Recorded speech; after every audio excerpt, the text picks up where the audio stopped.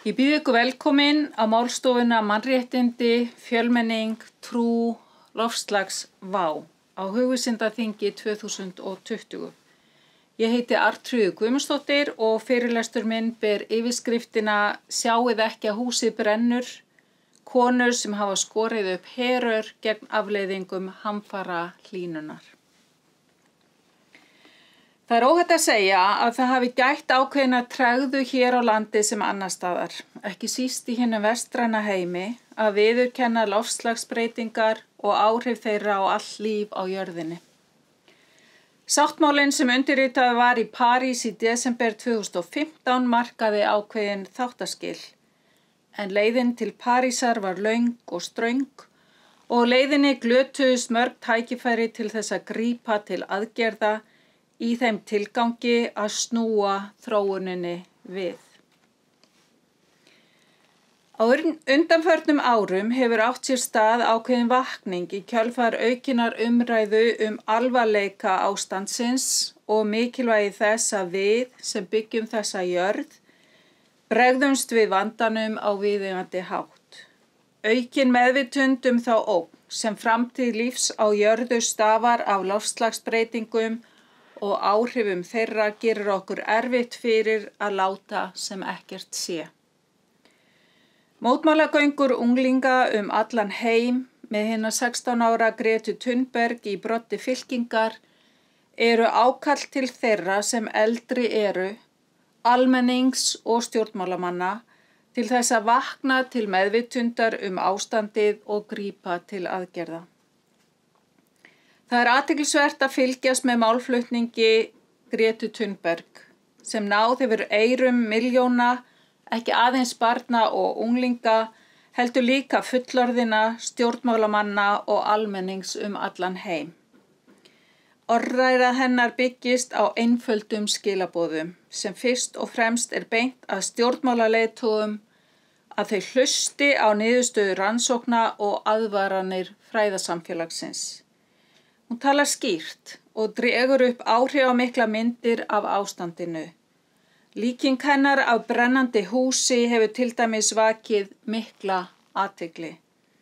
Hún hefur meðal annars sagt að hlutverk hennar sé að benda á þá staðreynd að húsið okkar sé að brenna. Og því vilji hún að valdhafar hagi sér í samræmi við það, eins og í krísu aðstæðum, einfaldlega af því að þannig sé það. Það er margt sem bendir til þess að það þurfi sérstaklega að beina athyglinni að konum og þeim vanda sem þær búa við vegna yfirstandandi og yfirvofandi loftslagsbreytinga. Fræðimenn hafa bent á að rannsóknir sem því miður eru enn af skornum skammti sýni að hlýnandi loftslag hefur önnur og gjarnan róttækari áhrif á konur en karla. Þá hefur það einnig verið gagnrýnt hvernig kynjaslagsíða eða kynjablinda hefur haft áhrif á rannsóknir og túlkun á niðurstöðum rannsókna.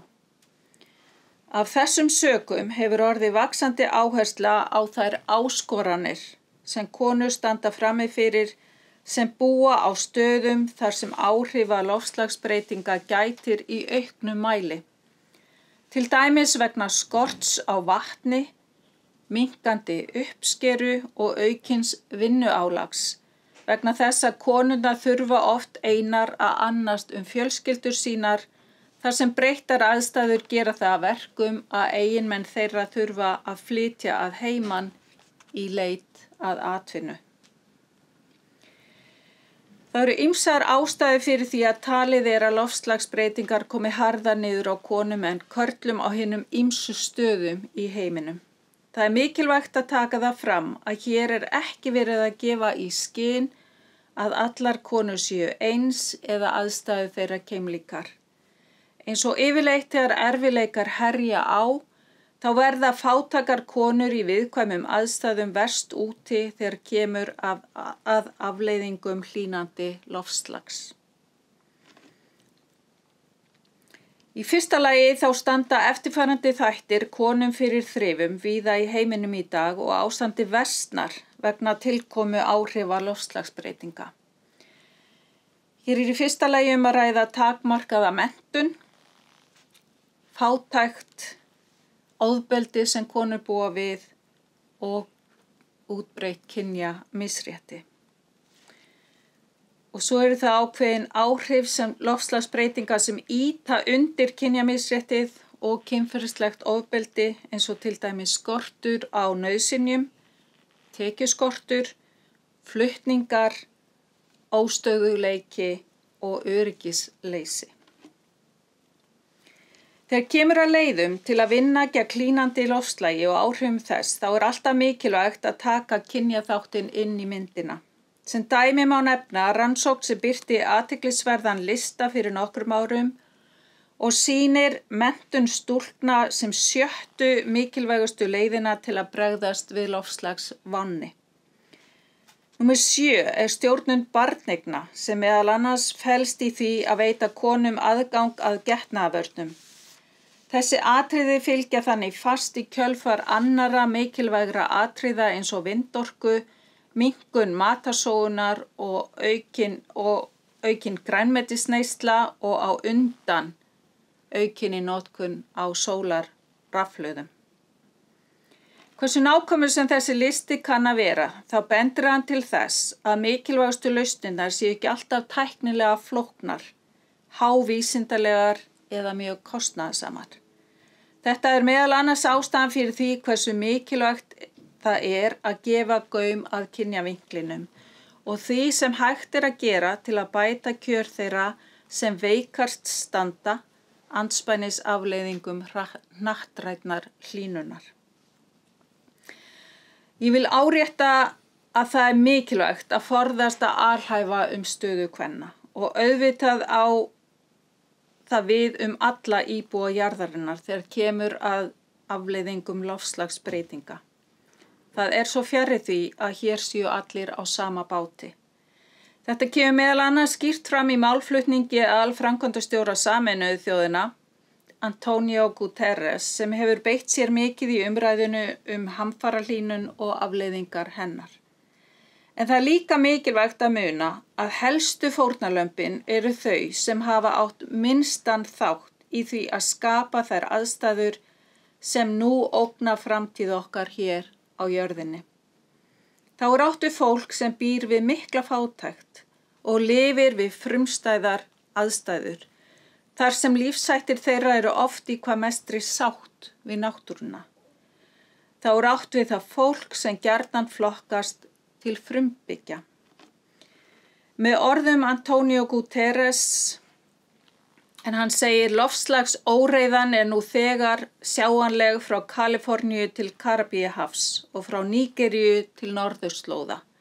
Þeir sem minnsta sök eiga á því hvernig komið er verða harðast fyrir barðinu á loftslagsbreytingum, tilvitnun lýkur.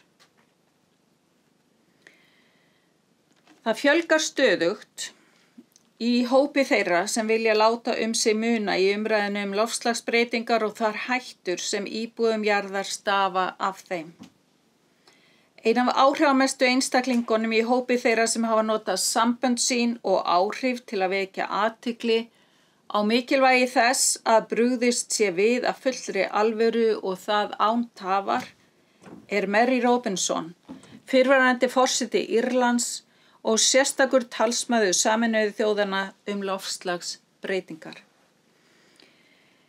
Í nýlegu viðtali segist Robinson ekki lengur vilja tala loftslagsbreytingar þar sem það sé of hlutlaust hugtak. Hún telur frekar við hæfi að tala neyðarástand, hamfarir eða beinlínis hrun í loftslagsmálum. Sjálf segir hún að sögur þeirra einstaklinga sem hún segir í bók sinni Climate Justice, Hope, Resilience and the Fight for a Sustainable Future séu orsökin fyrir því að hún velji að tala loftslagsréttlæti eða Climate Justice. Þar sem mestu skiptir sé að beina athyglinni að mannréttindum og baráttunni fyrir réttlæti til handa þeim sem veikast standa gagnvart yfirvofandi ógn, en hafa leið átt minnstan þátt í því að skapa hana.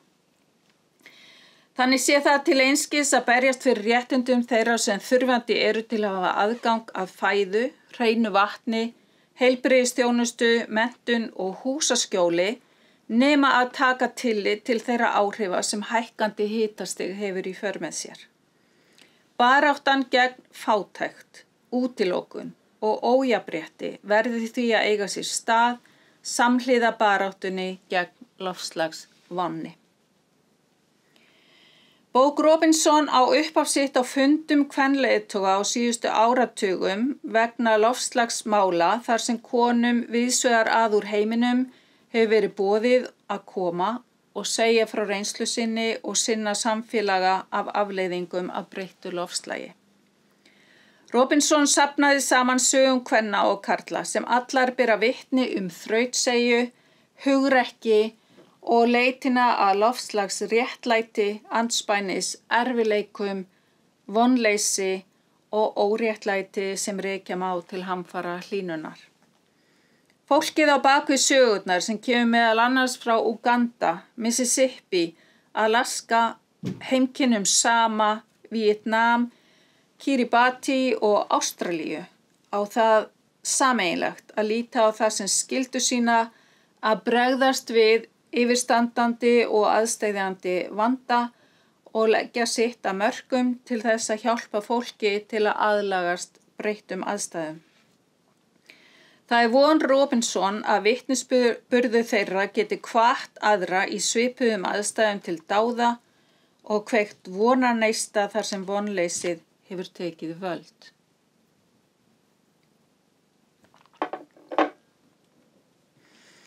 Constance O'Collott frá Uganda einn þeirra sem í bók Robinsons bera vitni áhrif loftslagsbreytinga á lífsskilyrði fólks sem hefur þegið lífsviðurværi sitt frá búskap, en á sífellt erfiðara með að sjá fyrir sér og sínum vegna áður óþekktra aðstæðina. O'Collott lýsir sjálfri sér sem Climate Change Witness, þar sem hún ber vitni loftslagsbreytingar og afleiðingar þeirra.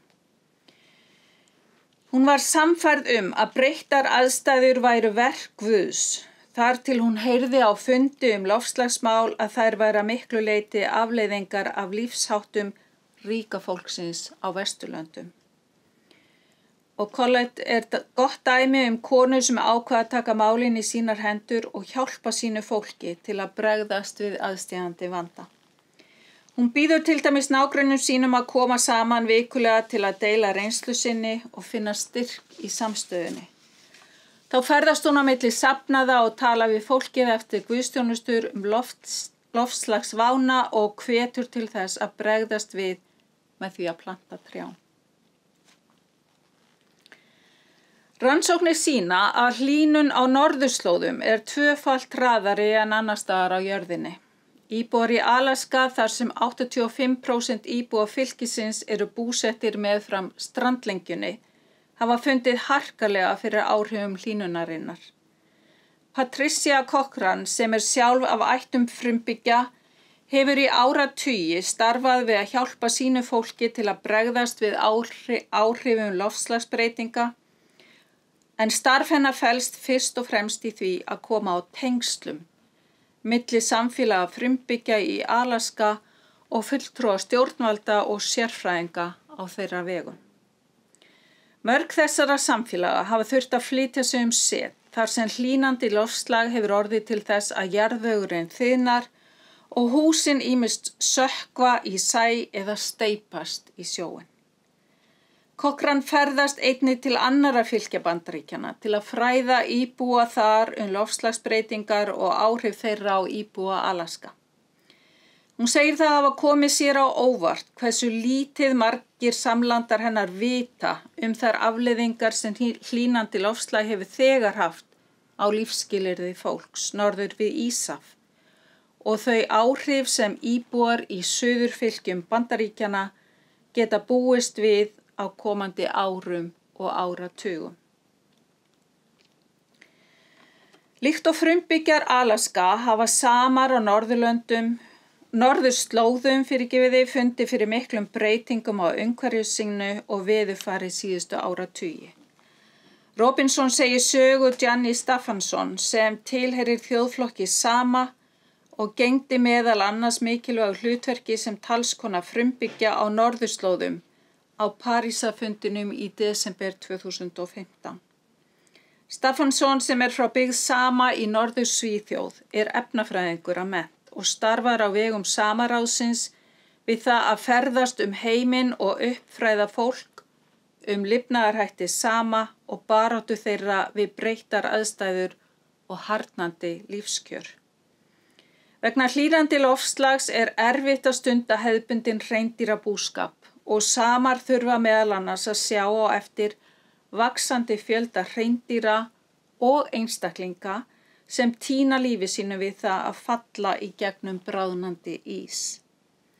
Þá framtíð þeirra ógnað með olíu- og gasvinnslu sem og vindmyllugörðum sem hafa neikvæð áhrif á daglegt líf þeirra og lífsviðurværi. Það reynsla Sama eins og fleiri minnihlutahópa að réttindi þeirra gjarnan fótum troðin af stærri og valdameiri hópum. Þetta hefur verið reynsla Staffansson og fjölskyldu hennar gagnvart sænskum stjórnvöldum sem hafa sýnt takmarkaðan skilning á áhrifum hlýnandi loftslags á lífshætti þeirra. Hún var líka áþreifanlega minnt á þetta á fundinum í París 2015 en það kostaði hana og aðra fulltrúa frumbyggja mikla baráttu að sjá til þess að réttindi þeirra væru tryggð í samkomulaginu áður en það var undirritað. Í baráttunni gegn vonleysi og bölsýni mikilvægt að hlusta á raddir þolenda hamfarahlýnunar og gleyma ekki röddum kvenna sem fram að þessu hafa lítið fengið að heyrast, sérstaklega þar sem verið að taka ákvarðanir sem varða framtíð okkar og komandi kynslóða. Raddir þessara kvenna hjálpa okkur til að skilja hvernig hnattræn hlýnun þegar farin að hafa veruleg áhrif á líf fólks víða veröld. En það mikilvægt að þær opna ekki aðeins augu okkar fyrir þeim erfiðleikum sem þær standa frammi fyrir. Að við sjáum þær ekki aðeins sem fórnarlömb óréttlætis, heldur sem breytendur, sem virka þáttakendur í því að bregðast við afleiðingum loftslagsbreytinga, að við hlustum á raddir þeirra og veitum athygli þeirri von og þeirri seglu sem þær sýna í baráttunni fyrir sjálfbærri þróun til framtíðar. Ég hef nú lokið máli mínu og býð næsta fyrirlesara í pontu leið og ég þakka fyrir mig. Góðan daginn, ég heiti Sólveig Anna Bóasdóttir og erindi mitt kalla ég Allir saman nú, energi og trú.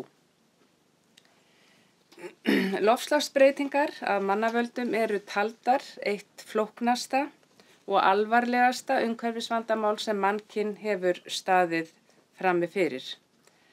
Það sem gerir vandann svo óumræðilega flókinn hinir mörgu óvissuþættir sem rúmast undir þessu regnhlífar hugtaki loftslagsbreytingar. Spurningarnar sem tengjast þessu máli margar og ólíkar en ein sú mikilvægasta í mínum huga snýr að því hvernig mannkyni muni auðnast að takast á við verkefnið með réttlátum og ábyrgum hætti. Í erindi mínu beini ég sjónum að nýlegu andsvari frá hinu kristna trúarsamfélagi við loftslagsvandanum. Nánar tiltekið hér að ræða sjálfan páfann í Róm, en hann fær í þessu erindi að þjóna sem hluti fyrir heild, pars pro toto, fyrir hið kristna trúarsamfélag. Einhverjum kann að koma það ókunnuglega fyrir sjónir að kristnir einstaklingar, kristin samtök og félög telji sig hafa eitthvað fram að færa í jafn alvarlegum og flóknum efnum og loftslagsvandinn Því vil ég svara á þá leið að slík viðhorf grundvallast á ákveðinni forsendu sem að ég ætla að kalla hér kenninguna trú sem einkamál og mun ég útskýra það með nokkrum orðum. Eitt af því sem að við sem fæddumst og upp úr miðri síðustu öld höfum alist upp við er aðgreiningin milli hins svo kallaða trúarlega og veraldlega. Þessi aðgreining í þessi tvö svið er skilgetin afurð hugmyndafræði nútímans, en hún mælir svo fyrir að trú sé skipað til sætis á einkasviðinu á meðan vísindin láti fara vel sig á hinu veraldlega sviði. Trú og vísindi, trú og skynsemi boðar þessi aðgreiningarstefna eru fullkomnar andstæður. Trú er tilfinningamál og þar af leiðandi ekki ábyggileg í alvöru málum. Vísindi hins vegar byggð á hreinni skynsemi, það eru alvörumál. Nú þessi aðgreining milli trúar og vísinda á sér marga formalendur í dag, en á sama tíma þá mætir hún líka andstöðu og ég ætla að nefna nokkur dæmi það hér í upphafi. Það fyrsta sem að ég vil nefna er sterk hreyfing mótmælenda guðfræði á 3. og fram á 5. áratug síðustu aldar, en hljómfalls þeirrar guðfræði gætir enn í dag, til dæmis í áherslum lúterska heimssambandsins, ekki síst á vettvangi loftslagsmála. Þarna er ég að vísa til bræðranna Richard og Reinhold Niebuhr, þekktustu guðfræðinga 20. aldarinnar, en þeirra skoðun var sú að kirkjan ætti að vera virt samfélagsafl og hennar fremsta hlutverk skyldi snúa að velferð náungans og að berjast gegn hvers kyns óréttlæti og kúgun. Nú annað dæmi er yngra í sögunni, en það er sú hreyfing sem á sér ennþá mjög marga fylgjendur og það er það sem ég kalla frelsunarguðfræði, en hún spratt upp í Mið- og Suður-Ameríku á 7. áratug síðustu aldar en hefur breiðst út allan heim. Sú hreyfing talar á mjög svipuðum nótum og hefur í gegnum áratugina beint spjótum að spilltum valdhöfum, hvers kyns samfélagslegu óréttlæti og valda ójöfnuði í samfélaginu. Og þriðja og síðasta dæmið er þegar hinn fjölmörgu kristnu trúarsamfélög unnu saman árum og mánuðum fyrir Parísarráðstefnuna og mættu síðan þar árið 2015 á ráðstefnuna í París. Það sem einkenndi málflutning stórs hluta þessara samtaka var hörð gagnrýni á neysluhyggju, auðhyggju og ofnýtingarstefnu vestrænna ríkja, samtímis sem haldið var á loft gildum samúðar, kærleika og samstöðu með þeim sem verst yrðu úti af völdum loftslagsbreytingana. Nú, mig langar að helga það sem eftir lifir að þessu erindi til þess að gefa innsýn í kristna samtíma orðræðu og hef valið þar einn þekktasta fulltrúa kristni í heiminum í dag sem er Frans páfi í Róm. Nú, í þeim dæmum sem að ég tek heyrum við dæmi þessa pólitísku og samfélagslegu gagnrýni sem að ég hef nú nefnt dæmi og á sér langa sögu í kristninni og það sem gengið er gegn því að trú sé einkamál. Fyrir réttu ári síðan ávarpaði páfi hinn hnattræna loftslagsvanda á fundi Vísindaakademíu Vatikansins, en þar voru samankomnir í hans boði fjármála- og efnahagsmálaráðherrar fjölda landa. Páfi tjáði mjög skýrt mikilvægi trúarlegrar aðkomu að heimsmálunum og tengdi manngerð efnahagskerfi heimsins við loftslagsógnina og sagði þar að gróða og tap fyrirtækja hefðu öðlast meira vægi en líf og velferð mannkyns.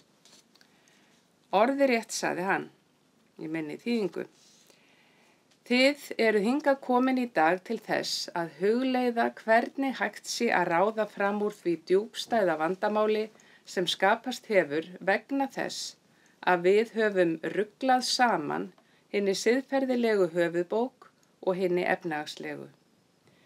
Þið eru komin til að við stöðvum þá kreppu sem er á góðri leið með að leiða heiminn í algjörar ógöngur. Nú páfi vitnaði margsinnis í umburðarbréf sitt frá árinu 2015 Laudato Si og sagði að vegna innbyrðis tengsla alls lífríkisins yrðu að finnast breiðvirkar og sameiginlegar lausnir á yfirstandandi vanda.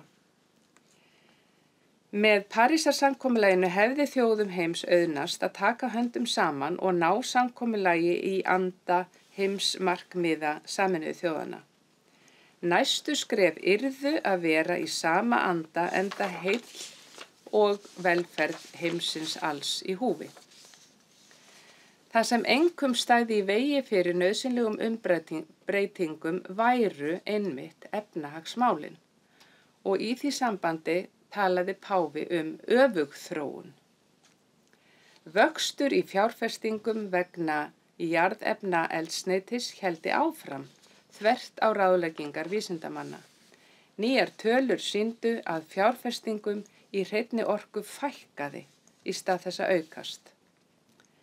Ef við höldum áfram á þessari vegferð, sagði páfi, og einblínum á gróða þess sem að vísindin staðhæfa að ógni lífi jarðarinnar og framtíðar alls mannkyns, þá mun illa fara.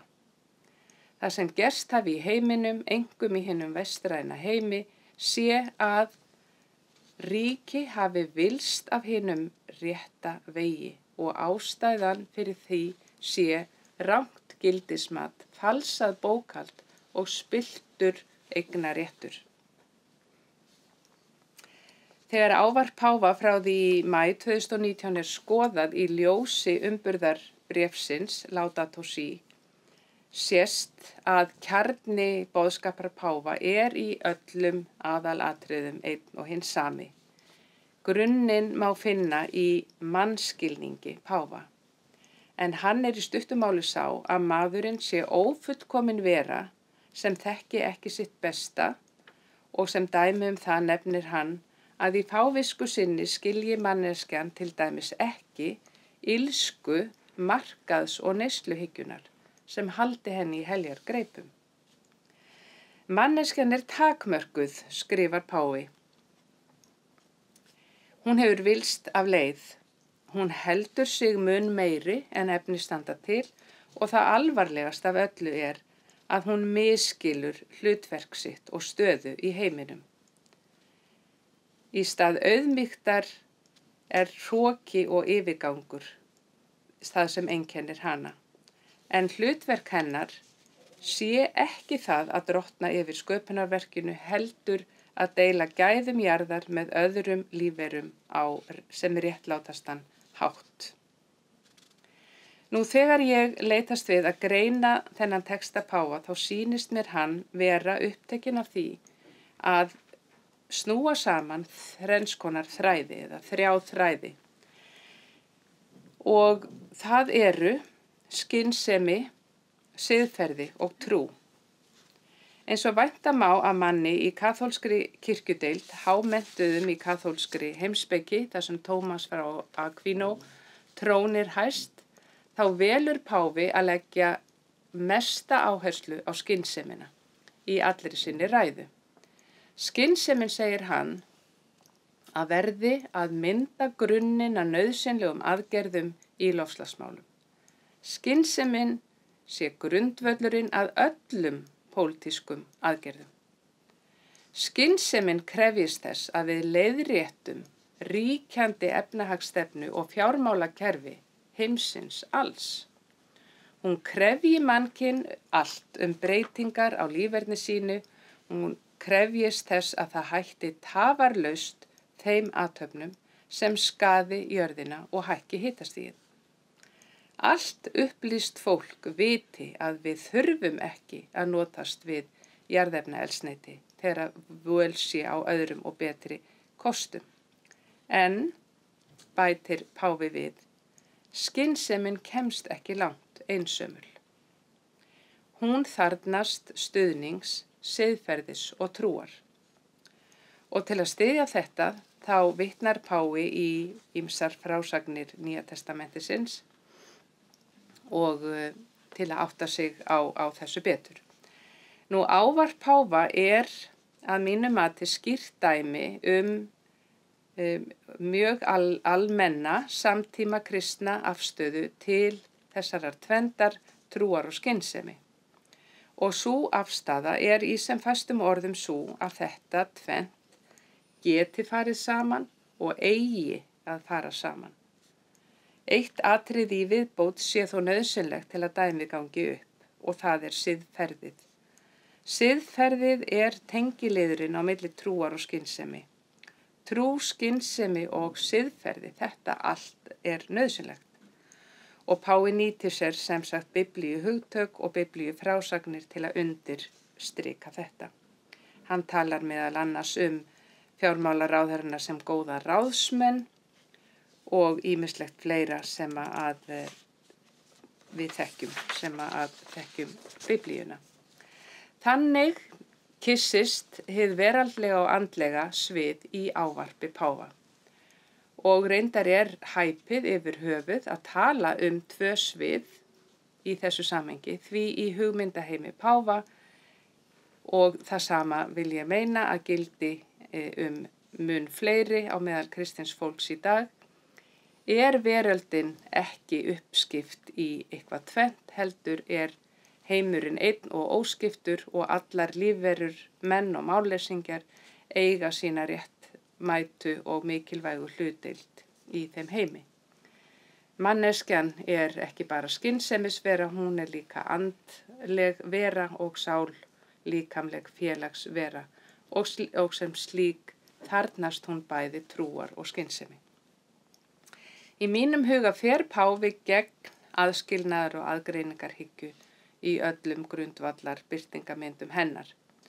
Og leið og hann undirstrikar vægi skynseminnar þá hvetur hann efnahags- og fjármálaráðherrana til að huga að siðferðinu og segir að þeir skuli gera hið góða og rétta í öllum greinum og koma þannig í veg fyrir verstu hugsanlegu afleiðingar loftslagsógnarinnar. Og eins og áður segir til þess að leggja enn frekari áherslu á mál sitt þá vísar hann til ýmissa trúarlegra biblíulegra frásagna.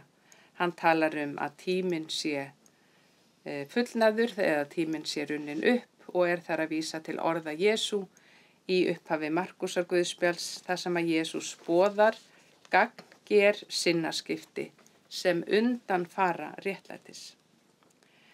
Svo með tilvísun í þessar frásagnir í gyðingkristinni trúarhefð þá leyfir páfi sér að gagnrýna efnahagskerfi heimsins. Þar sem að þau hugi fyrst og fremst að skammtímagróða á kostnað velferðar alls mannkyns til langs tíma. Og eins og áður sagði þar notar hann garðs- og ráðsmanns tilvísunina til að benda á hvað séu réttlátar gjörðir fyrir mannkyn í stöðunni eins og hún Ráðsmanns tilvísunin leiðir í ljós að maðurinn hefur brugðist skyldum sínum, gagnvart skapara sínum, jörðinni og lífríkinu öllu. Mannkyn hefur vilst af leið, upphafið sjálft sig og smíðað ill og óréttlát efnahagsleg kerfi sem að hygla hinum ríku en svíkja hina fátæku. Misskiptingin að aukast í heiminum þvert á það sem þyrfti að vera. Maðurinn þarf því að komast til sjálfsíns, viðurkenna villu sína og aðhafast í þágu hinna fátæku og hrjáðu, huga að komandi kynslóðum. Kairos, hugtakið tjáir ögurstund og upphaf nýrra tíma og þarna sjáum við hvernig trúarlegur boðskapur páfa er í hnotskurn veraldlegur, nefnilega að horfast í augu við þá vá sem er að þvílíkri stærðargráðu að mannkinn hefur aldrei áður neitt slíkt séð. Öll verðum við að snúa burt af vegi glötunarinnar og feta slóðan sem leikur til lífsins, skrifar páfi. Nú siðferðilegu kjarni þess sem páfi hefur fram að færa er að loftslagsváin sé djúpstætt réttlætismál og það tekur ekki aðeins til mannkynsins heldur til líf ríkisins í heild. Orsökina finnur hann í synd manneskjunnar. Í hroka og yfirgangi hafa efnahagskerfi og fjármálafyrirtæki tekið sér slíka stöðu í heiminum að ekki er við það búandi. Þessi kerfi eru fullgræðgi, þau skeita hvorki skömm né heiður, núverandi né komandi kynslóðir, heldur er einblínt á stundargróða. Erindi páfa til fjármálaráðherrana er því þegar að öllu er á botninn hvolft, ekki síst siðferðileg áminning.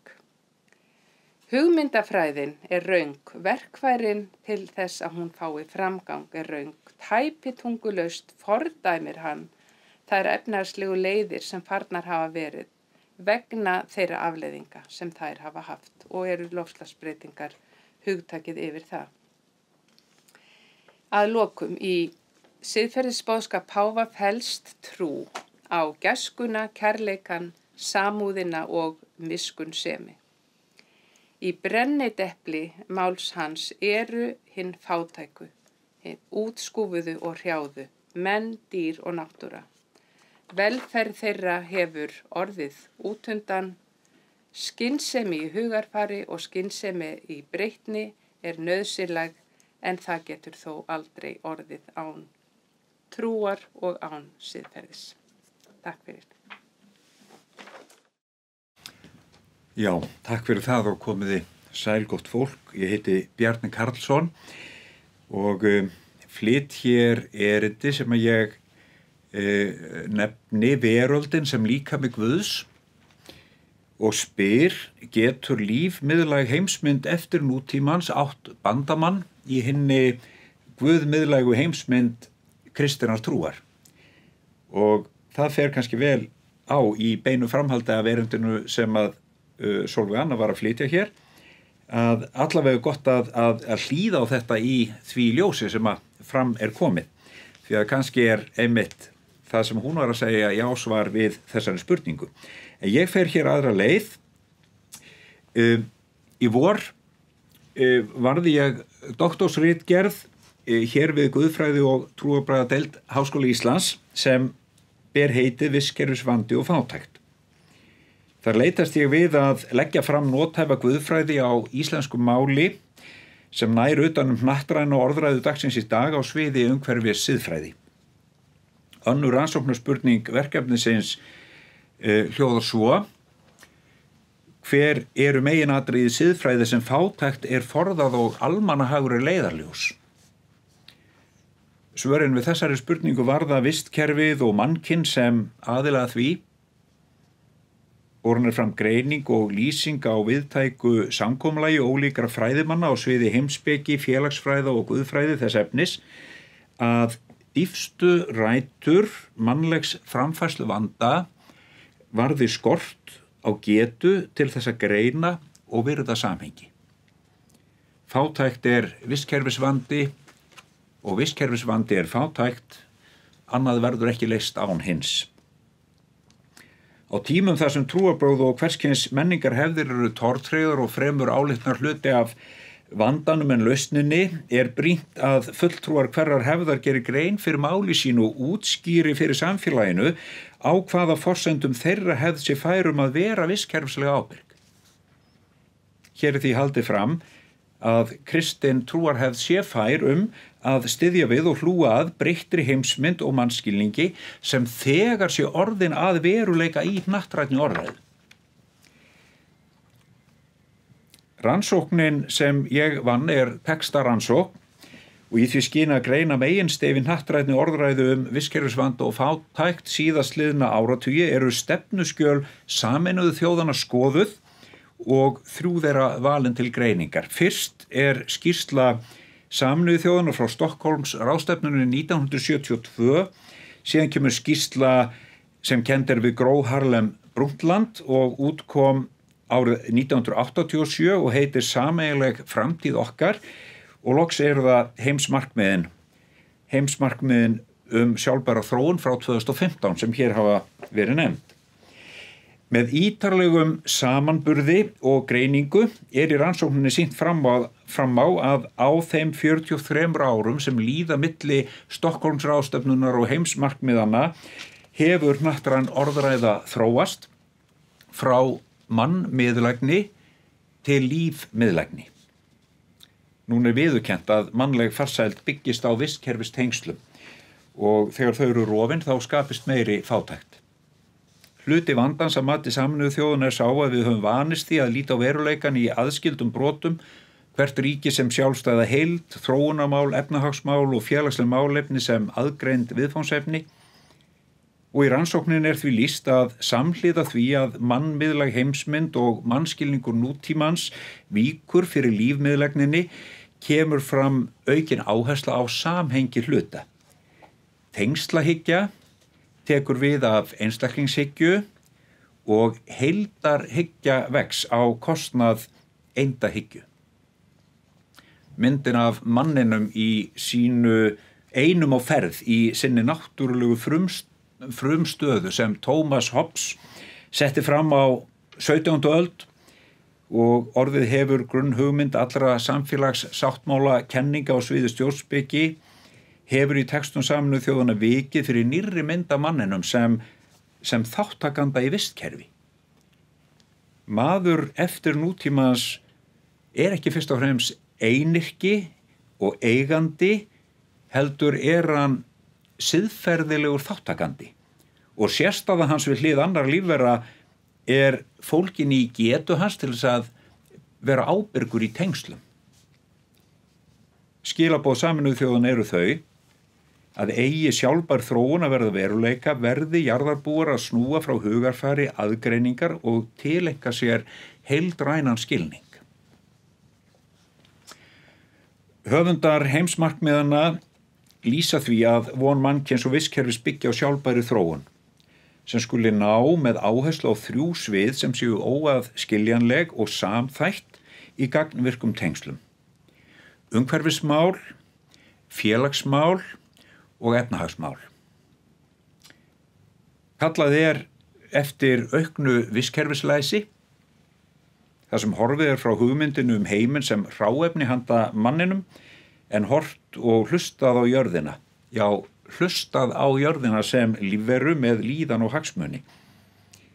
Eins borin fram krafa aukið félagslegt innsæi, þar sem horfið frá hugmyndinu mannin sem einyrkja og hagsmuna aðila og líka horfið frá hugmyndinu mannin sem helsta dýrmæti heimsins. En þess í stað viðurkennt að mannkyn sé víkjandi þáttur frá sjónarhóli vistkerfisins leið og lítið á mannin sem skapandi uppsprettu gæða og siðferðisveru sem hafi yfirburða getu til að vera ábyrgur í tengslum. Og loks hinu þrönga hagvaxtar hugtæki nýfrjálshyggjunar hafnað og borið fram útvíkkað hagvaxtar hugtak, sjálfbær þróun.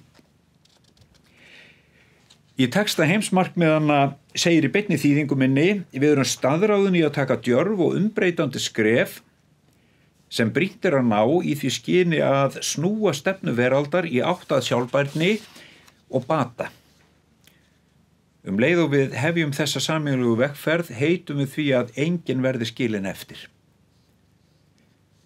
Siðfræðileg nálgun mín varðar því þetta þrennt, heimsmynd, mannskilning og hagvaxtar hugtak sem varðar leið skilning okkar á fátækt og farsæld manns og náttúru. En hvað skildi kristin siðfræði hafa fram að færa í þessum efnum? Felur kristin trúararfur ekki einmitt í sér þá megin hugmynd að náttúran sé hráefni handa manninum, líkt og miðalda sagnfræðingurinn Lynn White ályktaði árið 1967 í frægri grein. Grein hans birtist í ritinu Science og var heitið hinnar sögulegu rætur vistkerfis vandans og olli vatnaskilum í kristinni umhverfis siðfræði.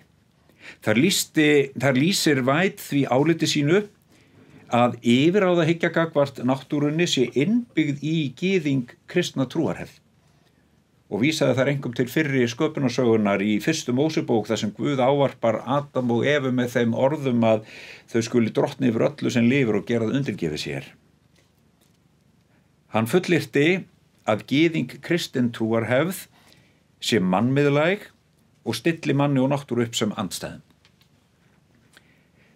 Sólveig Anna, hún ræðir þetta einmitt í bóksinni Guð og gróðurhúsa áhrif og bendir á að fyrstu 1500 árin í 2000 ára sögu kristninnar var hugsun kristinnar kirkju lífmiðlæg og guðmiðlæg í senn.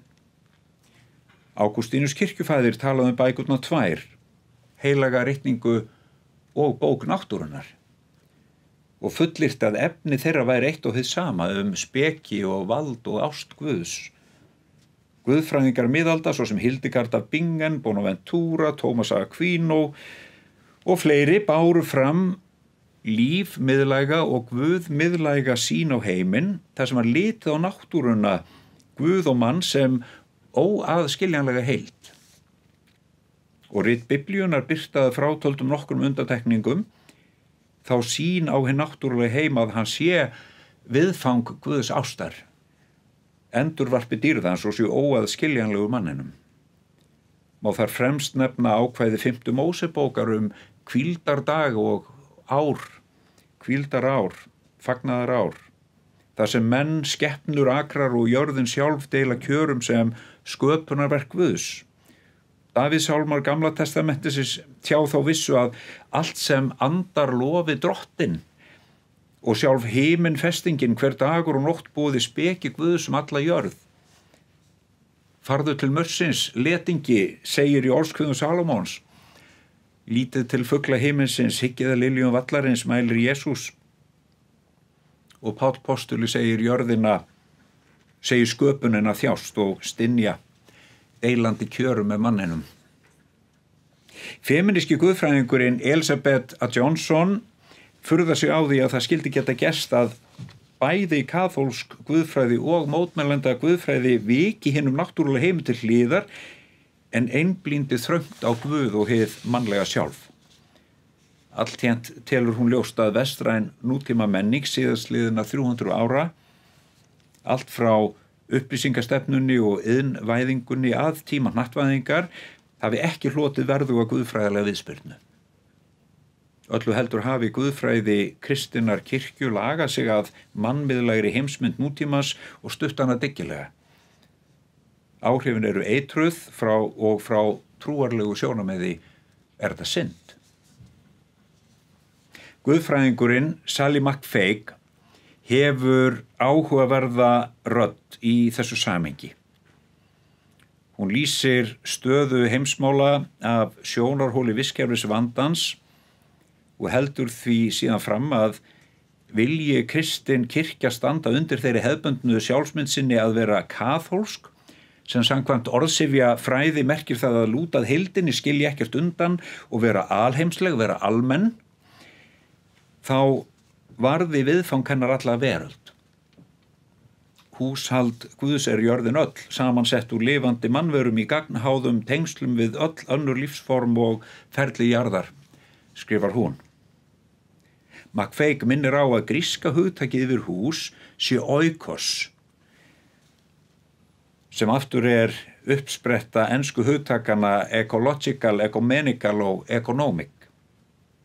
Ekologi merkir vistfræði, ecumenical vísar til hins almenna samfélags eða samkirkjulega félags og ekonomik varðar hið efnahagslega eða hagfræðilega.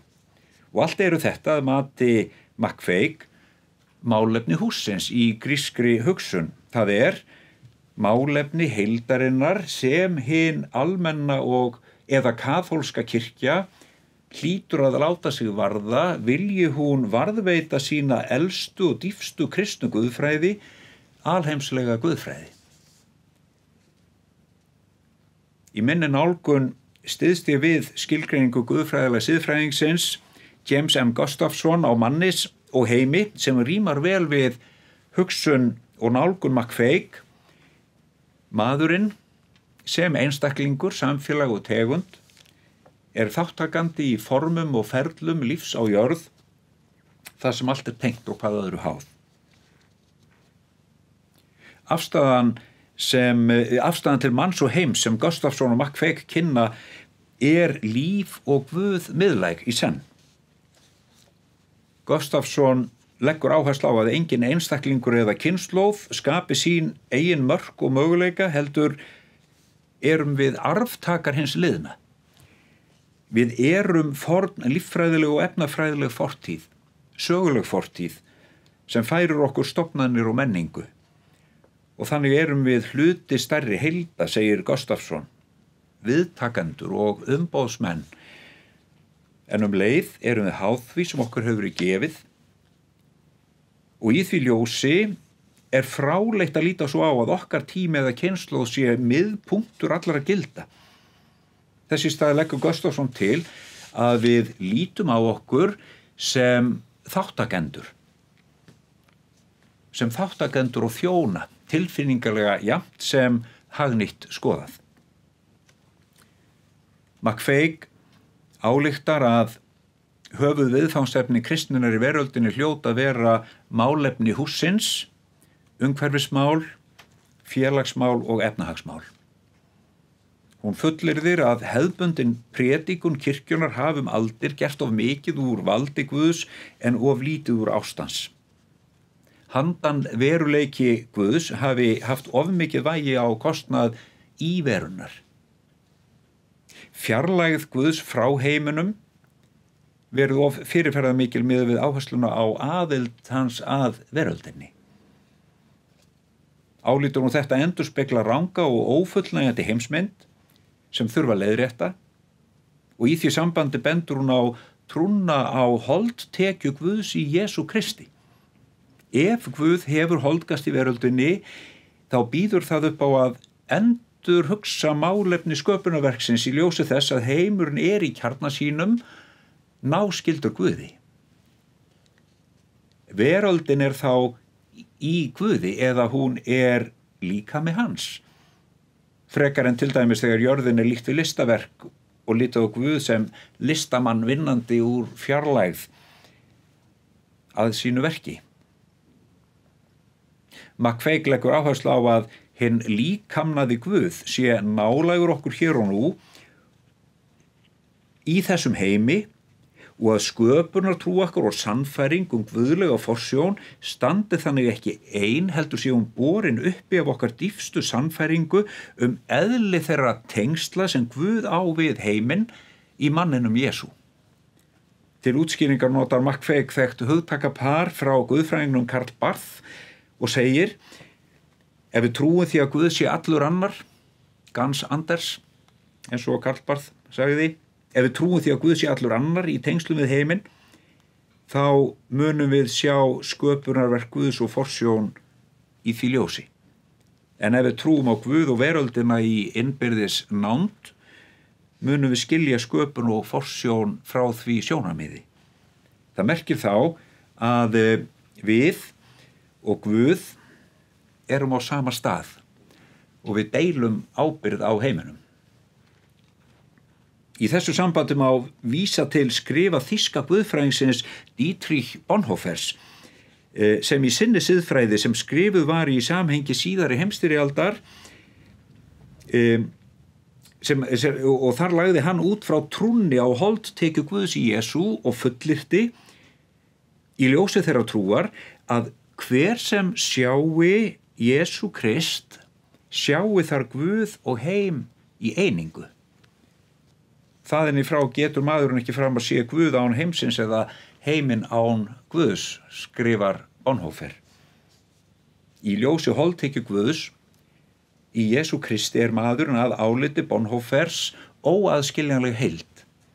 Ekki einungis sem einstaklingur í persónu sinni og verki heldur einnig sem aðili að samfélagi manna og annara lífvera sem hann tilheyrir. Þessi óaðskiljanlega heild eða veruleiki sem grundvallast í Guði að áliti Bonhoeffers með tilvísun til upprunans nefnd sköpunarverk en með tilvísun til markmiðs síns hún nefnd ríki Guðs. Hann hafnar kröftulega þeirri hugmynd sem allt frá fyrstu árum kirkjunar hafi plagað kristna siðfræði, hugmyndinu 2 svið.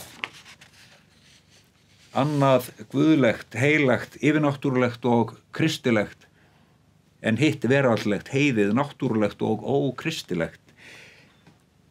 Á miðöldum var þessi tvískipting veruleikans að hans dómi orðin svo allsráðandi, bara orðin allsráðandi og síðan hafi hún náð endurnýjaðri fótfestu á tímunum eftir siðbreytinguna og birtist í nútímanum í andstæðinu milli munksins og heimsmannsins. Á meðan Kristur og heimurinn eru álitin 2 andstæð svið maðurinn skilinn eftir í þeim vanda að hann sér sig knúinn til þess að yfirgefa veruleikan sem heild en velja annað tveggja, leita Krists án heimsins eða heimsins án Krists. Hvort heldur hann gerir hann að svíkja sjálfan sig, skrifar Bonhoeffer. Í ljósi þess að hann var fæddur árið 1906 og var að vinna sína helstu guðfræði þegar Sally McFaig var barnaðaldri en hún fædd árið 33, þá var enn áhugaverðara að bera saman áherslur þeirra og sjá að guðfræðilegt andóf þeirra runnið af sömu rót. Þau hafna hugmyndinu hinn róttæka aðskilnað Guðs og manns og tvískiptingu veruleikans í guðlegt og veraldlegt, andlegt og efnislegt og telja hann að ganga þvert á inntak og eðli kristinnar trúar. Bonhoeffer getur þess að það sé erfitt að brjóta álaga fjötra hugmyndarinnar hinn 2 aðskildu svið en hann ítrekar að sé að ræða skýra mótsögn við biblíulega hugsun og einnig við hugsun mótmælenda hreyfingarinnar auk þess sem hugmyndin sé á skjön við veruleikan. Það engin 2 svið, engir 2 veruleikar, heldur einungis einn veruleiki og það veruleiki Guðs sem hefur verið staðfestur í Kristi í raunveru heimsins, fullyrðir Bonhoeffer og afhjúpar þannig guðhyggju sína. Hann telur heiminn ekki eiga neina sjálfstæða raunveru óháða opinberun Guðs í Kristi. Og sá sem hyggist vera kristinn á þess að sjá og viðurkenna veröldina í Kristi sé leið að hafna opinberun Guðs í Jesú. Hann ítrekar að stefið sviðin 2 sem endurteki hafi orðið ríkjandi þáttur í sögu kirkjunnar sé framandi Nýja testamentinu sem snúist einvörðung það hvernig vera Krists raun gerist í þessum heimi sem hún hefur þegar umlukið gripið og gert að sínum. McFaig talar í sama anda þegar hún segir við eigum að elska Jesú sem veröld. Tillaga hennar svo að við stígum það skref að viðurkenna veröldina sem líkama Guðs. Rök hennar mjög í anda Bonhoeffers þegar hún segir ef við treystum því að Guð sé alltaf líkamnaður, ef Guð alltaf í okkur og við í Guði, þá megum við sem kristufólk líta á alheiminn sem líkama Guðs. Spurt var hér ofan, getur lífmiðleg heimsmynd eftir nútímans átt bandamann í hinni guðmiðlægu heimsmynd kristinnar trúar? Í minni leit að lífvænlegri heimsmynd eftir nútímans leyfi ég mér að álykta að í samræmi við náttúruvísindalega þekking okkar á þróun veraldar og vistkerfislega sýn á veruleikan, þar sem allt háð hvað öðru, þá hljótum við að tileika okkur lífmiðlægt sjónarhorn og sjá veruleikan sem tengslavef, vistkerfi. Við sem kristin hljótum auk þess að styðjast við þá túlkunarramma sem hefð okkar hefur fært okkur. Í ljósi trúarinnar á góðan Guð og skapara alls sem megum við líta á veruleikan sem gjöf, ástargjöf. Annar mikilvægur guðfræðilegur þáttur trúin á Guð sem lifandi tengsl. Kristin kirkja játar trú á þríeinan Guð, Föður, Son og heilagan anda, og þennan Guð fullyrðir hún með Jóhannesi postula: Guð kærleikur. Í þessu samhengi skrifar Einar Sigurbjörnsson í bók sinni Credo: kærleikurinn aldrei einn. Hann leitar alltaf einhvers að elska. Guð kærleikur, segir Biblían, og segir með því að kærleikur sé ekki einn eiginleiki í Guði við hlið annara, heldur kærleikurinn eðli Guðs. Þess vegna Guð ekki einn, heldur hann í sjálfum sér samband, Föður, Sonar og heilags anda, í eilífu kærleiks samfélagi. Tilvitnun lýkur. Jöfnuð innan þrenningarinnar segir í Athanasíusar játningunni 6. grein: en guðdómur Föður, Sonar og heilags anda einn. Jöfn dýrð þeirra og hátignin jafn eilíf. Trúin á þríeinan Guð varpar ljósi á tengsla eðli heimsins að kristnum skilningi. Heimurinn í öllu sínu gagnháða samhengi samantengdur í ást. Þriðji mikilvægi túlkunarrammi kristinnar hugsunar sem hér skal stuðst við og jafnframt sá síðasti trúin á holdtekju Guðs í manninum Jesú. Með henni játar kristin kirkja innbyrðis skyldleika alls hins skapaða og lítur á veröldina sem frændgarð. En raunhæft að fara leið McFeik og ræða alheiminn sem líkama Guðs. Hér væri vissulega að ræða djarfa breytingu og orðfæri kristninnar. McFeik vekur athygli á því að hugmyndin veröldina sem líkama Guðs feli í sér handan veruleika Guðs samhliða íveru hans. Með trúnni á heiminn sem líkama Guðs værum ekki að segja að allt sé Guð og Guð sé allt.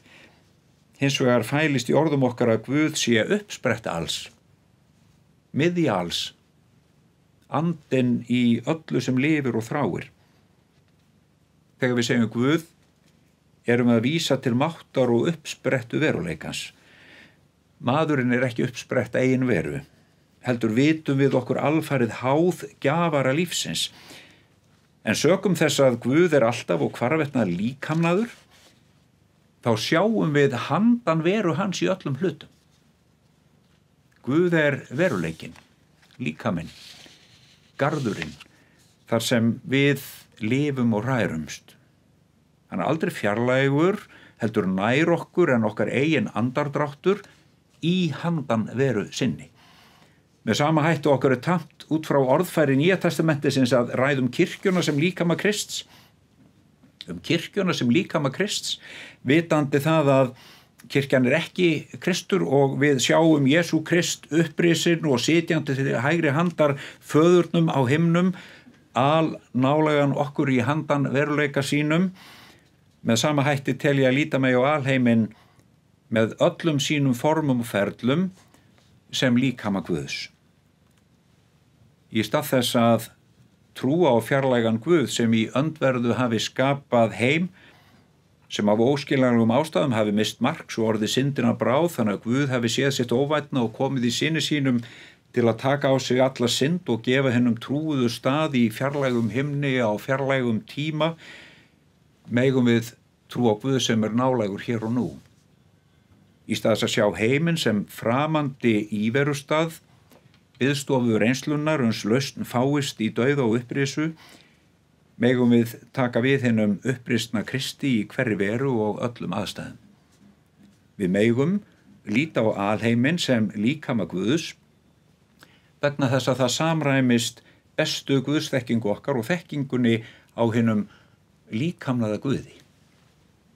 Samantekið ég að segja, auk þess að byggja heimsmynd, mannskilning og hagvaxtar hugtaka á náttúruvísindalegri lífmiðlægni, byggir kristin hugsun á Guð miðlægni í ljósi trúarinnar á skapara og gjafara alls sem Í því trausti veruleikinn meðtekinn sem ástargjöf.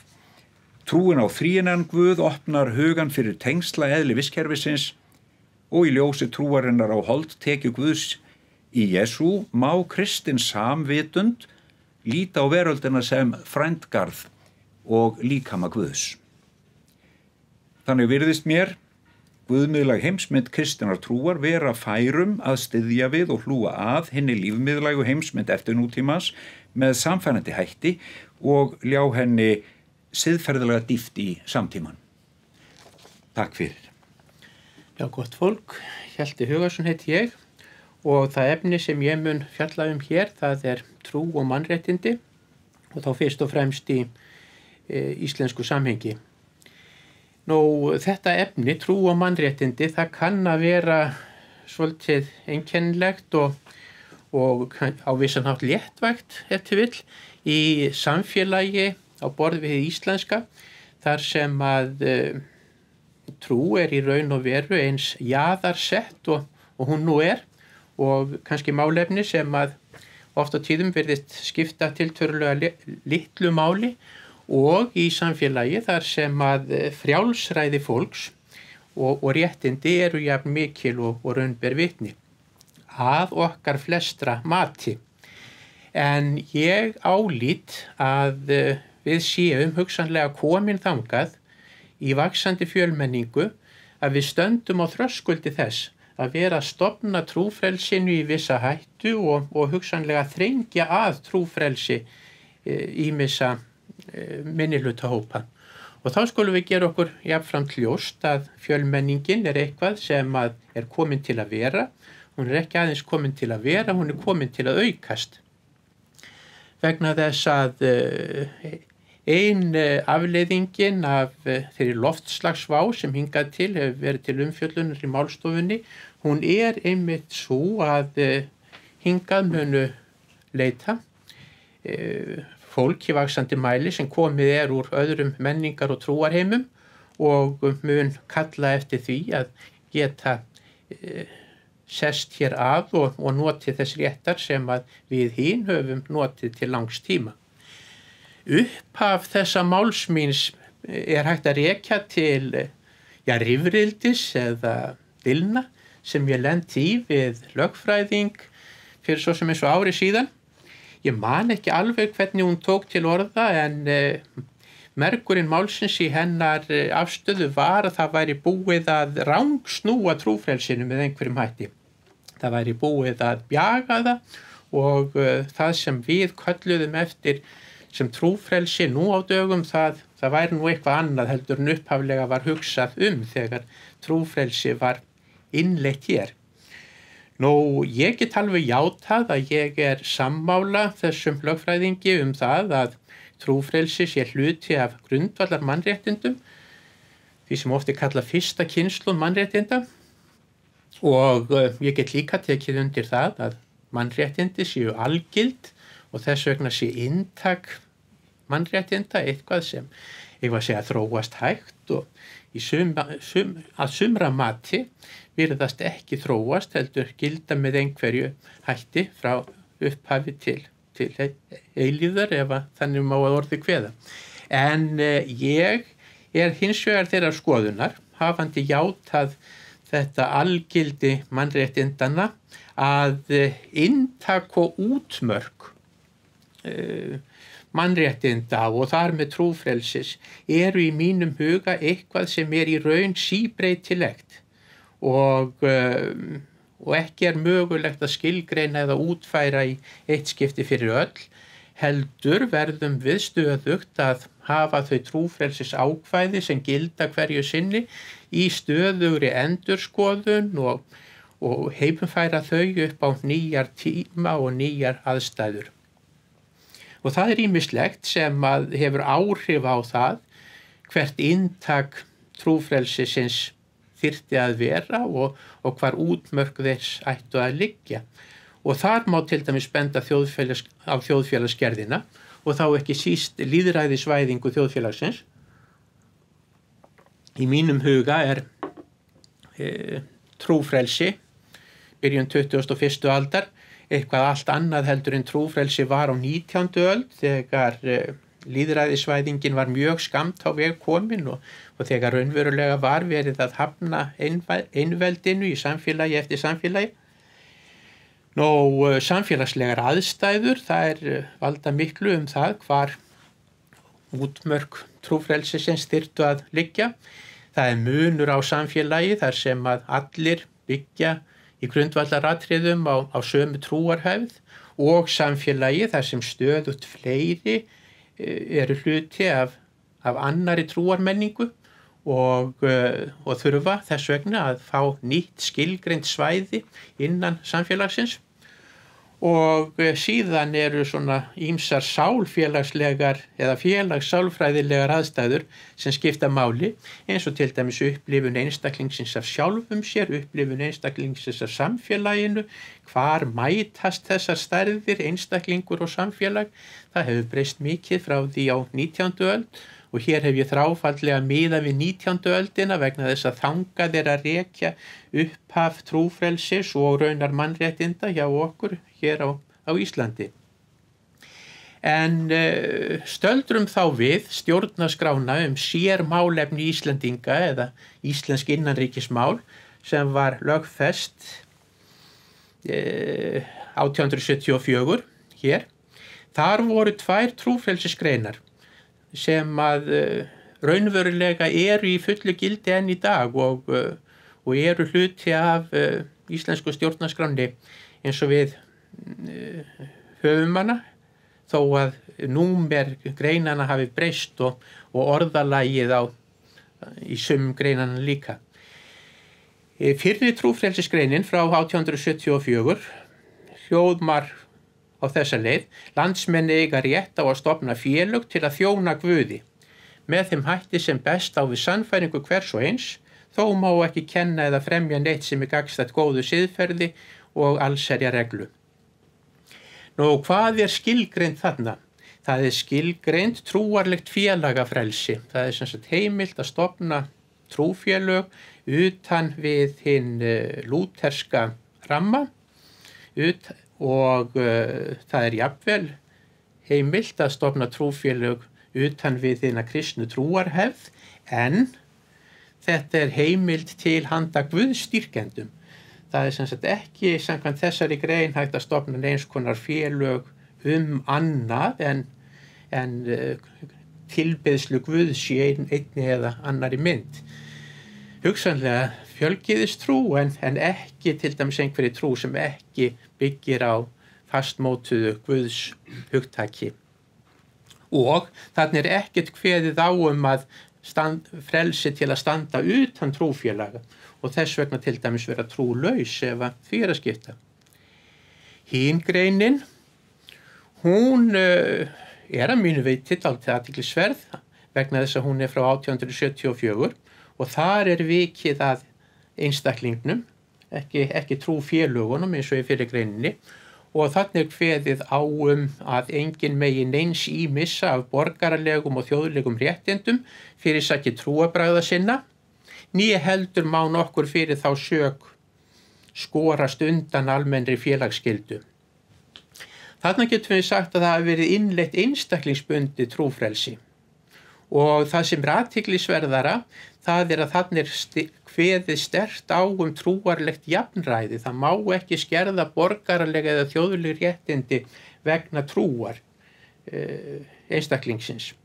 Þannig að þetta ákvæði frá 1874 ekki það sem oft kallað á máli lögfræðinnar dissentir ákvæði eða ákvæði frávika, heldur þetta bara ákvæði sem gefur einstaklingnum sinn eigin rétt, burtséð frá því hvort hann tilheyrir meiri hluta eða minni hluta. En síðan þegar farið var að útfæra þessa grein stjórnarskrárinnar í lögum, eins og alltaf þarf að gera, þá aftur á móti farið inn á þetta frávika módel, þar sem að fyrstu lögin sem kveða á rétt og stöðu þeirra sem standa utan þjóðkirkjunnar heita lögum utan þjóðkirkjumenn, sem sagt minni hlutan sem fyrir utan lútersku hefðina. Þeir víkja frá, það þarf að kveða sérstaklega á réttindi þeirra og skyldur. Þetta er athyglisvert vegna þess að þarna mætist svona danskt, evrópskt frjálslyndi og íslensk íhaldssemi og það verður þarna ákveðin árekstur milli stjórnarskrárinnar og lagana sem eiga að byggja á þessari sömu stjórnarskrá. Og út úr þessari 19. aldar gerð af stjórnarskráni má eiginlega lesa það að trúfélögin þau séu nú á einhvern hátt kannski mikilvægari heldur en einstaklingarnir.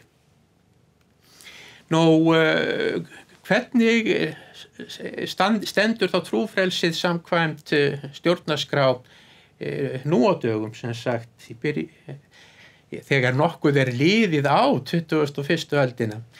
Þá því til að dreifa að greinarnar 2 sem ég fór í áðan, þær standa enn, en það hafa komið, sem sagt, viðbætur og orðalagsbreytingar.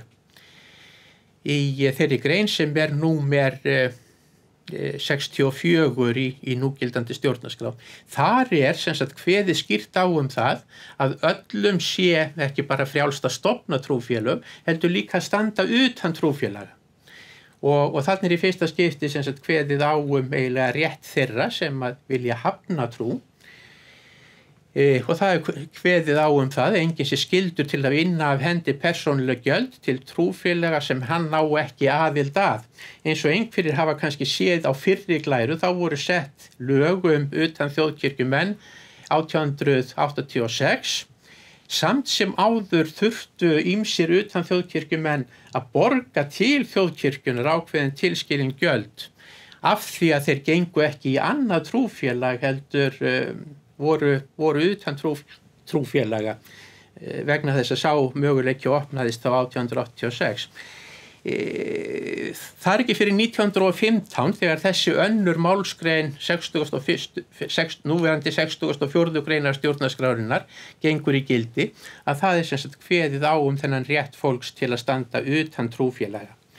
Menn voru ekki alveg sáttir við þessa útfærslu og 5 árum seinna, sem sagt, þegar næsta stóra stjórnarskrárbreyting verður 1920, þá skotið inn 3. málsgreininni, nú maður utan trúfélaga og greiðir hann þá til Háskóla Íslands gjöld þau sem honum ella hefðu borið að greiða trúfélagi sínu.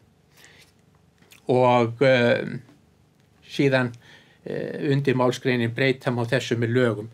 Þarna var sem sagt eftir 5 ára gjaldfrelsi, þá var sem sagt kveðið að nýju á gjaldfrelsi þeirra sem stóðu utan trúfélagi. Þeir áttu vissulega ekki að borga til eins trúfélags, en þeir áttu ekki að geta haft hagnað eða þessu og skyldu borga til Háskóla Íslands.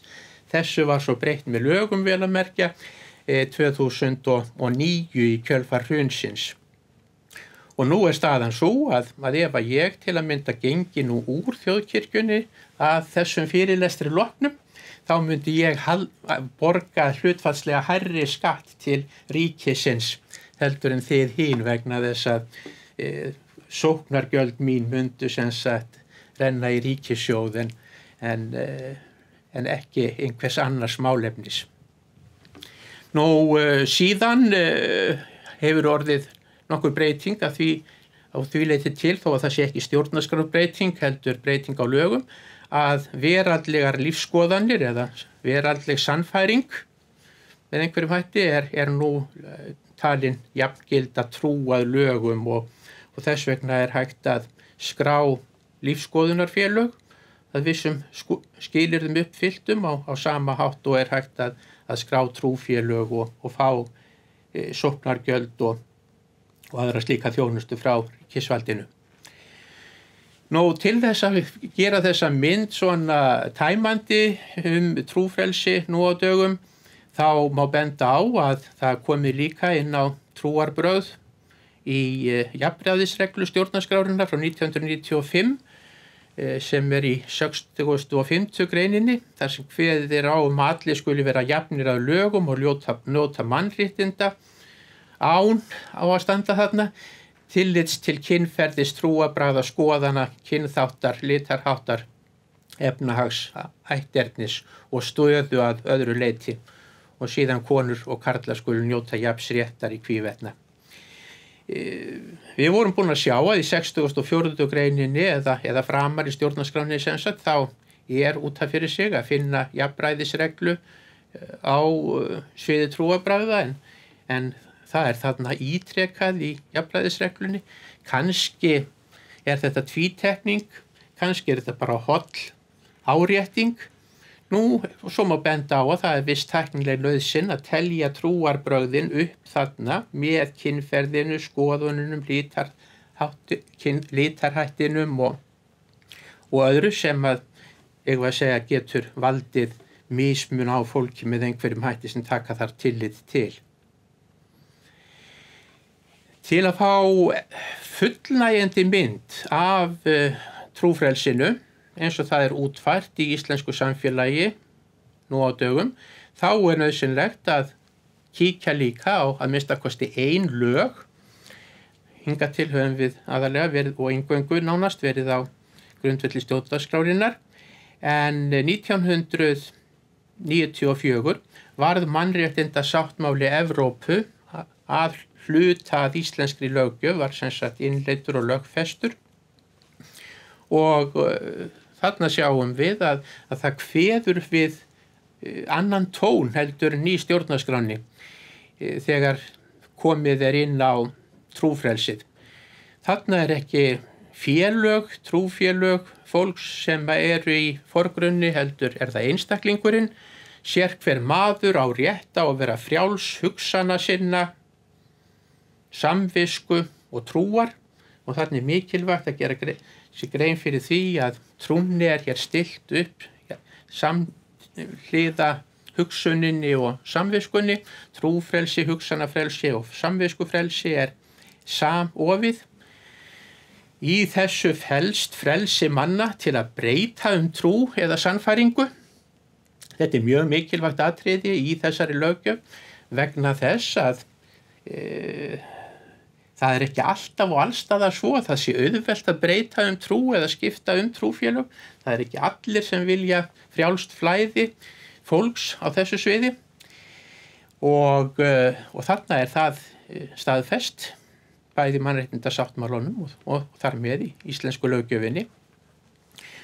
Og síðan bætt við að menn séu einnig þá frjálsir til að rækja trú sína eða sannfæringu, hvort sem reynslega í samfélagi með öðrum, opinberlega eða einkavettvangi, með guðsþjónustu, boðun, breytni og helgihaldi. Þannig sem sagt útfært á hvaða sviðum þetta frelsi manna Það ekki bara frelsi til dæmis til guðsþjónustu, heldur líka frelsi til boðunar. Nú eins og í íslensku stjórnarskránni, þá í mannréttindasáttmálanum lögð áhersla á það að það kunni að koma upp þær aðstæður að það þurfi að setja frelsinu skorður og það gert þarna í annarri málsgreininni. Frelsi manna til að rækja trú sína eða sannfæringu skal einungis háð þeim takmörkunum sem lög mæla fyrir Og þarna gengið kannski dálítið lengra heldur en í íslensku stjórnarskránni, það að segja, þar var þetta kannski pínlítið opið og óljóst, en hvenær mætti takmarka trúfrelsið? Það var talað almanna frið og allsherjarreglu, en þarna ljóst að það þarf að kveða á það í lögum, hvenær þessi takmörkun geti komið til, og þar verður að vera hægt að sýna fram á að það sé nauðsyn lýðræðislegu þjóðfélagi að setja þessi mörk og það sé gert vegna almannaheilla til að vernda allsherjarreglu og heilsu fólks eða siðgæði eða rétt og frelsi. Þannig að þarna vissulega undirstrikun á því að trúfrelsi þarf að takmarka, en það verður að vera hægt að gera það á lýðræðislegan og umfram allt málefnarlegan hátt. Nú, veltum þá fyrir okkur hvaða ályktanir mögulegt að draga af þessum útlistunum á trúfrelsinu. Fyrst myndi ég benda á að íslenska stjórnarskráin ber merki 19. aldarinnar. Meðan íslensk lög, og þá ekki síst eftir að mannréttindasáttmálinn var innleiddur, bera merki 20. aldarinnar. Það er ljóst að trúfrelsi var upphaflega skilgreint út frá hagsmunum trúfélagana. Nú er það gert með þarfir einstaklingana í huga. Sem sagt, sterkari réttarvernd einstaklingsins hefur orðið meira áhrifaþáttur í trúfrelsistróuninni en var í upphafi. Það er mikilvægt að það er ekki gerður munur á trú og sannfæringu eða trú og veraldlegri lífsskoðun. Það er búið að skilgreina réttin til trúleysis, það er búið að skilgreina réttin til að skipta trú og svo getum við þá varpa fram spurningunni, er þetta bjögun á trúfrelsi eða er þetta eðlileg þróun trúfrelsis? Á þetta mun reyna í stöðugt vaxandi mæli í því samfélagi sem að við erum á hraðferð inn í ljósi þeirra aðstæðna sem nú ríkja. Ég þakka fyrir og býð næsta frummælanda velkomin. Komið sæl. Ég vil nú þakka þeim sem að standa í þessu málþingi fyrir að bjóða mér í þetta samtal. Ég stend hér fyrst og fremst sem embættismaður sem hefur unnið bæði fyrir íslensk stjórnvöld og einnig á alþjóðavettvangi. Og það sem ég mun segja hér á eftir er fyrst og fremst mínar hugleiðingar á grundvelli þeirra reynslu sem ég hef aflað mér. Þannig að hér er ekki á ferðinni þannig séð vísindaleg greining. En ég held að það sé mikilvægt að gera sig grein fyrir því að það skortir oft samhengi í orðræðu loftslagsvá. En það erum við öll enn að fóta okkur í þessari umræðu og móta frásögnina. Og það kannski gerir þetta áhugaverðara líka vegna þess hvað þetta í örri þróun. En loftslagsvandinn í innsta kjarna sínum mannlegt úrlausnarefni. Hugvísindin, menning, trú, lífsskoðanir og listsköpun gegna því að mínum að til lykil hlutverki í þeirri hnattrænu nýsköpun og uppbyggingu sem nú að ná auknum skriðþunga. En þessi mannlegi þáttur hefur fjarri því verið í forgrunni frá upphafi. Af eðlilegum ástæðum að þá komu náttúruvísindin, verkfræðin og tæknigreinar fyrst að þessu viðfangsefni, eðli málsins samkvæmt. Og lengi vel og í fyrstu var álitið að hér væri á ferðinni að loftslagsvandinn væri áþekkt vandamál við annað vandamál sem við þekktum á þeim tíma, það eyðing ósonlagsins. Það má kannski geta þess að það náðst töluverður árangur í að takast á við það vandamál þegar athyglin beindist að loftslagsvá. Þar fólst lausnin fyrst og fremst í tæknibreytingum og þróun kælimiðla sem ekki eyða ósonlaginu eða hafi ekki ósoneyðandi eiginleika. Við skiptum einfaldlega ískáp eða önnur kælikerfi og það leiddi til þess að það dró mjög hratt úr eyðingu ósonlagsins og endur myndun þess hófst á ný. Og þessi skilningur á eðli vandans endurspeglaðist í Kyoto-bókunni sem mörg ykkar þekkja en það var samið hana 1997 og lagði raunverulega grunninn að fyrstu áföngum í að takast á við loftslagsvandann. En skilningurinn á eðli vandans hefur tekið miklum stakkaskiptum síðan. En við erum þó mjög fjarri því að hafa öll sömu upplifun af loftslagsvá. Og það ræður í raun hlutskipti okkar í lífinu úrslitum. Og eins og kom hérna fram áðan hjá Arnfríði að þá eru konur og börn verða þau oft fyrst fyrir barðinu á neikvæðum afleiðingum á röskun á loftslagi og loftslagsvá. Annað dæmi sem kemur í hugan er að þegar að forsætisráðherra Fídji-eyja valdist til forystu aðildarríkja þings loftslagssamnings Sameinuðu þjóðanna og þar með einnig Parísarsamningsins. sem haldið var í Bonn 2017 vann ég náið í heilt ár með því frábæra fólki sem valist hefur til forustu á þeim eyjum og öðlaðist dýrmæta innsýn í þeirra sjónarhorn. Ég ætla ekki að halda því hér fram að ég skilji stöðu þeirra til fulls, en ég held að sé mjög mikilvægt fyrir okkur sem þessa eyju byggja að við setjum okkur í spor annara eins mikið og okkur framast und.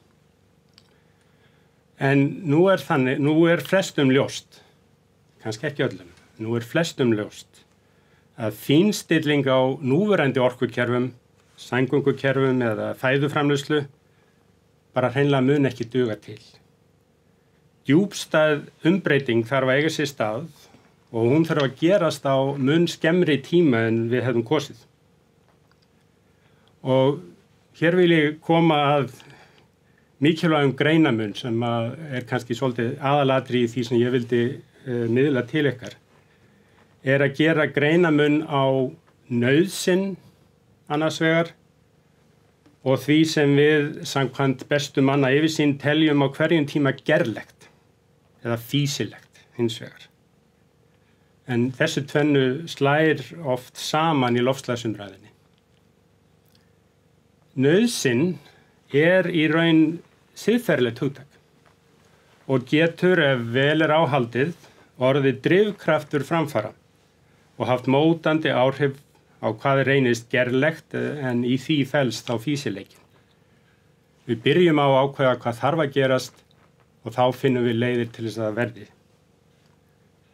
En nauðsyn þarf líka að vera nálgast það að vera óumdeild ef samstaða á að nást viðbrögðin.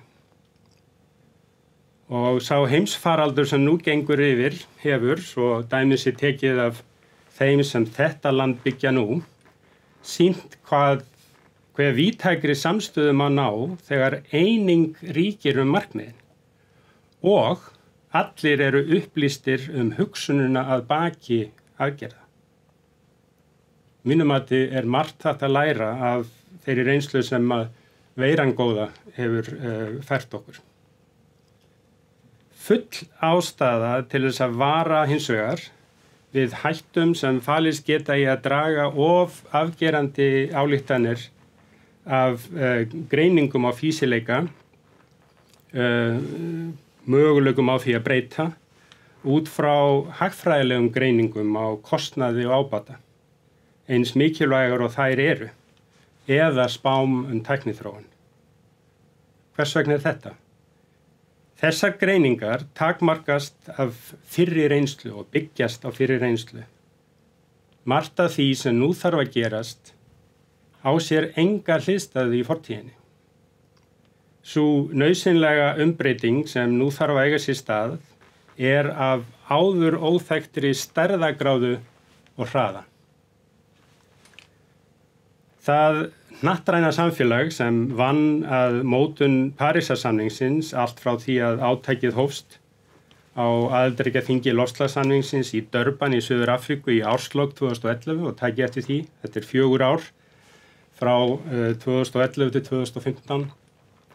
Þetta var 4 ára langhlaup.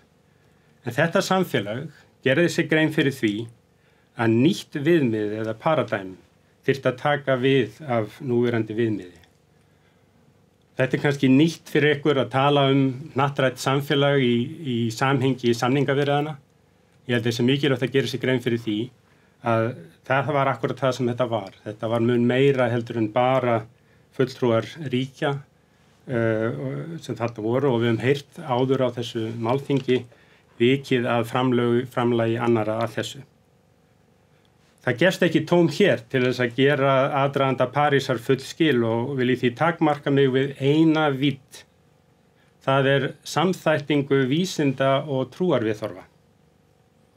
Loftslagssamningurinn sjálfur og Parísarsamningurinn þar með hvíla á mjög tryggum vísindalegum undirstöðum sem koma frá milliríkjanefnd Sameinuðu þjóðanna loftslagsbreytingar, IPCC, the Intergovernmental Panel on Climate Change, sem er að margra mati besta dæmið hnattræna vísindaráðgjöf og mér vitandi eina vísindaráðgjöfin sem hefur fengið viðurkenningu Nóbelsnefndarinnar. IPCC hafði rétt fyrir París skilað af sér ályktunum sem dregnar voru á grundvelli mats á þeim skilaboðum til leiðtoga sem fólust í bestu fáanlegu þekkingu á þeim tíma. Og það mikilvægt að gera sér líka grein fyrir því að þetta er mjög mikið byggt á víðtæku samstarfi vísindamenna allan heim. En þetta álit, þetta mat, setti fram mjög krefjandi hnattræn siðferðileg álitamál. Álitamál sem að vísindin ráð ekki við að skera úr. Boltinn, með öðrum orðum, var hjá stjórnvöldum, hjá leiðtogum og niðurstaðan raunverulega siðferðislegt mat.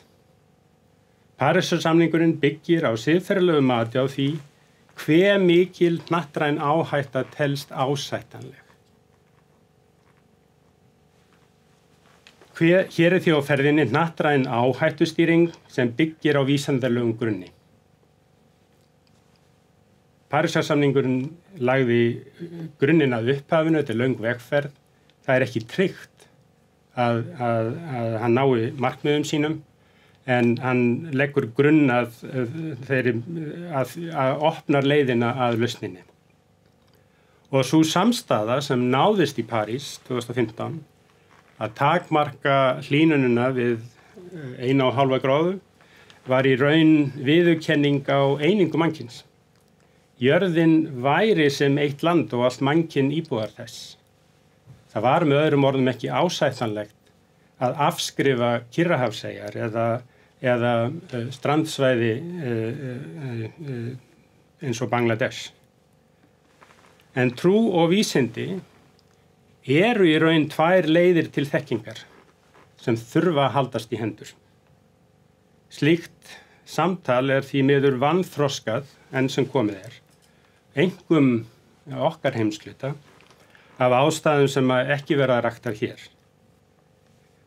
En ég vil geta þess hér að þessu tilefni að íslensk stjórnvöld, trúfélög hér á landi, þar með þjóðkirkjan, fjölþjóðleg samtök og umhverfisstofnun Sameinuðu þjóðanna standa fyrir hnattrænni ráðstefnu akkurat þessa samþættingu hér eftir nokkra vikur. Þetta hnattrænt samtal sem mun fara fram á netinu og mun nota Skálholt sem þungamiðju í upphafi. Ég vil vekja athygli á þessu. En loftslagsváin og líka aðrar hnattrænar ógnir reyna mjög á siðferðisþrek jarðarbúa og getu þeirra til samstöðu. Komandi ár eru úrslita ár varðandi þá framtíð sem bíður okkar. Sjálfur ég þess fullviss að samfélag manna geti tekist á við þessa áskorun, en það kallar á ný viðhorf til sameiginlegra hagsmuna. Við vitum ekki á þessari stundu hve miklar hörmungar þarf til. Við höfum enn svigrúm til þess að grípa til umskipta sem komið geta í veg fyrir verstu afleiðingar loftslagsvár, en þau tækifæri munu renna okkur úr greipum innan tíðar. Samfélag þjóðanna mun þroskast mjög og eflast við að takast á við þessa áskorun. En eins og ég nefndi áðan, þá vandinn í mannlegur í eðli sínu. Og lausnir kalla þar á leiðandi á skilning á eðli mannsins, eðlislegri einingu hans eða einingu mannkyns og tengslum manns og náttúru. Og Bjarni fór í gegnum þessa hugsun með mjög skýrum hætti hér áðan. Auk þess vanda sem mannkynið stendur frammi fyrir rót þess vanda sem mannkynið stendur frammi fyrir má rekja til óhóflegrar efnishyggju og þess að við höfum litið framhjá andlegu eðli mannsins. En rödd trúarbragðanna lagðist á vogarskálarnar með áhrifaríkum hætti í París, eins og hér hefur þegar komið fram. Laudato Si, umburðarbréf páfans, var þar umfangsmest og setti loftslagsmálin í samhengi við fátækt, réttlæti og félagslega þróun. Tengdi þetta við það samhengi sem við þurfum að skilja. Og eins og Sólveig Anna rakti hér á undan, þá hefur páfinn fyllt hugsun sinni eftir að fullum þunga síðan. Ég vil því nota þetta tækifæri að hvetja hugvísindamenn til að koma með virkum hætti að mótun frásagnarinnar loftslagsvá.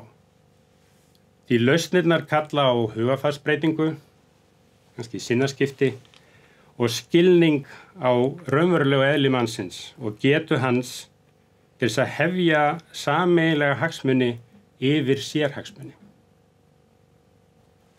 Ég þakka ykkur fyrir og býð næsta frumælanda að koma hingað. Sæl og blessuð og takk fyrir að hafa mig með í dag. Ég heiti Anna Stanisiewicz, ég doktorsnemi í menningafræði við Háskóla Íslands og ég mun líka halda mig við loftslagsvá en snúa mér að bókmyndum og listsköpun. Erindi mitt í dag heitir Dýlur hnatta og handsaumaðar útgáfur, stærstu spurningarnar og minnstu forlögin. Í dag vaknar óhjákvæmilega svo spurning hvort plási fyrir bókmyndir eins og við höfum þekkt þær á mannöld þegar loftslagsbreytingar af mannavöldum ógna framtíð okkar og boða endalok þeirrar heimsmyndar sem við þekkjum. Hægt og yfir höfuð forsvaranlegt nú á dögum að skrifa bókmyndir sem fjalla ekki hlýnun jarðar og hvetja ekki til dáða.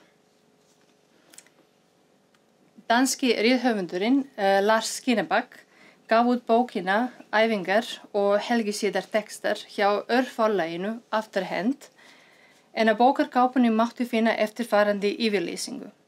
List sem fjallar ekki vist kreppu ekki þess verð að hana sé fjallað.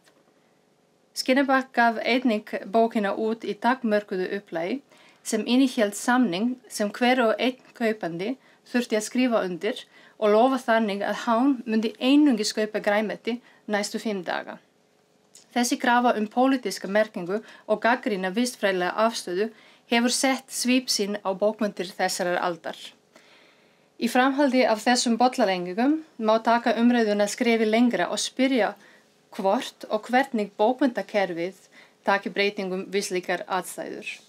Hvernig bregst kerfið við einokun stóru forlagana sem frá sjónarhóli örforlaga flæða yfir bókamarkaðinn með fjölda framleiðum varningi rétt eins og jörðin yfirfyllist vegna ofneyslu manna. Eitt svarið við þessu ástandi gríðarlegur vöxtur í útgáfu örforlaga sem verða æ fleiri með hverju ári sem líður. Slík forlög fara gegn straumum og starfsemi þeirra grunnvallast á breyttu viðhorfi til bókmynda, bókaútgáfu og bókarinnar sem slíkrar. Sameiginleg einkenni þeirra andof og aðgerðarhyggja. Þau vinna út frá hefð framúrstefnunar og stefna að því að umbylta ríkjandi fagurfræði og menningarstraumum.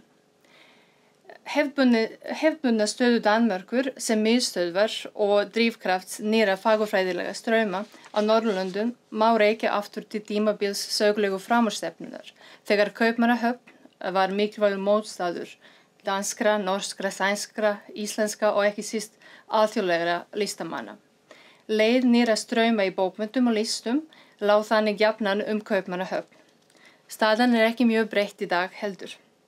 Danmörk, einkum Kaupmannahöfn, gegnir áfram slíku líkir hlutverki sem miðstöð nýra listræna strauma á Norðurlöndum, ekki síður í örforlaga heiminum en á öðrum sviðum.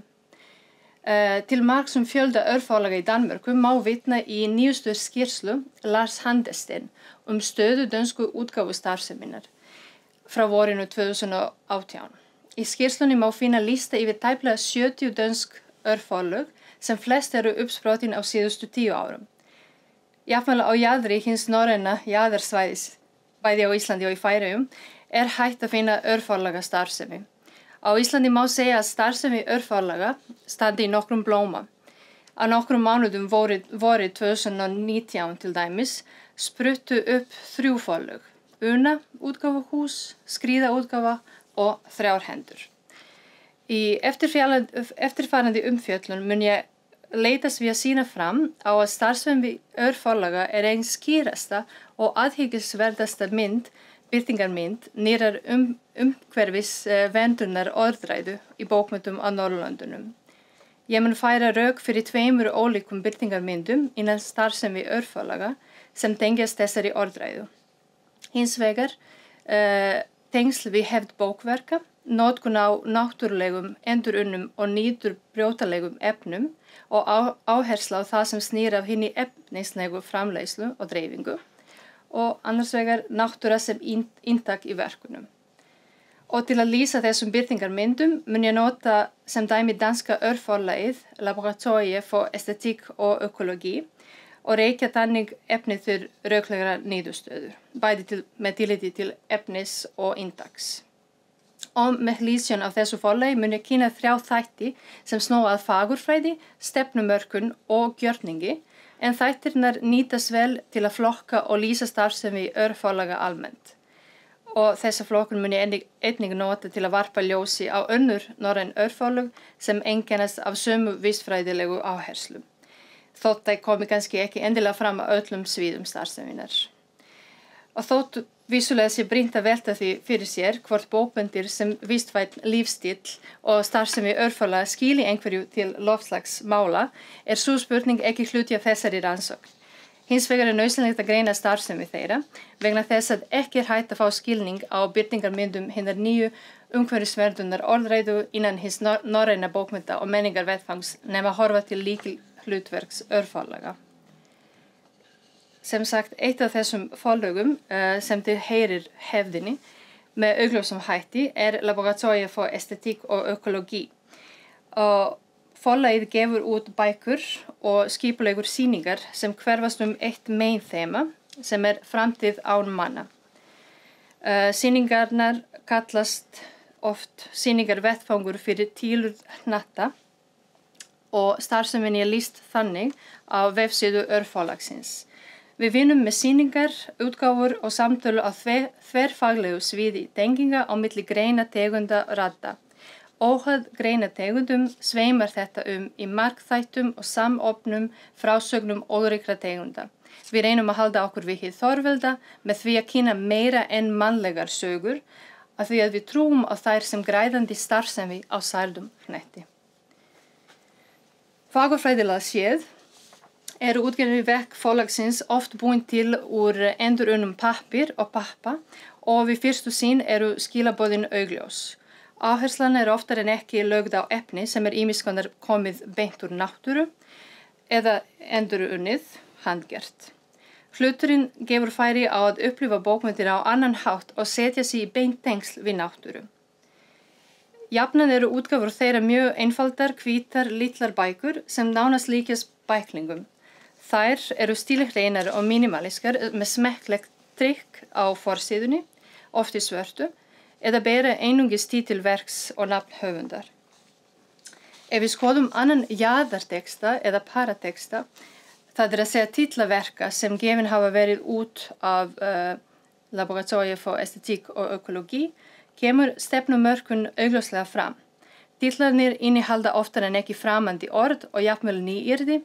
Tónninn fræðilegur en leið ljóðræn. Hér til dæmis má sjá lista yfir útgáfur forlagsins og það nokkuð ljóst við fyrstu sýn að feminismi, posthumanismi, fjöltegundir, trans og hinsegin þemu í brennidepli í bókmenntum en einnig vísindaleg nálgun. Þýðingar á fræðilegum skrifum, heimspekilegum skrifum reglan fremur en undantekningin.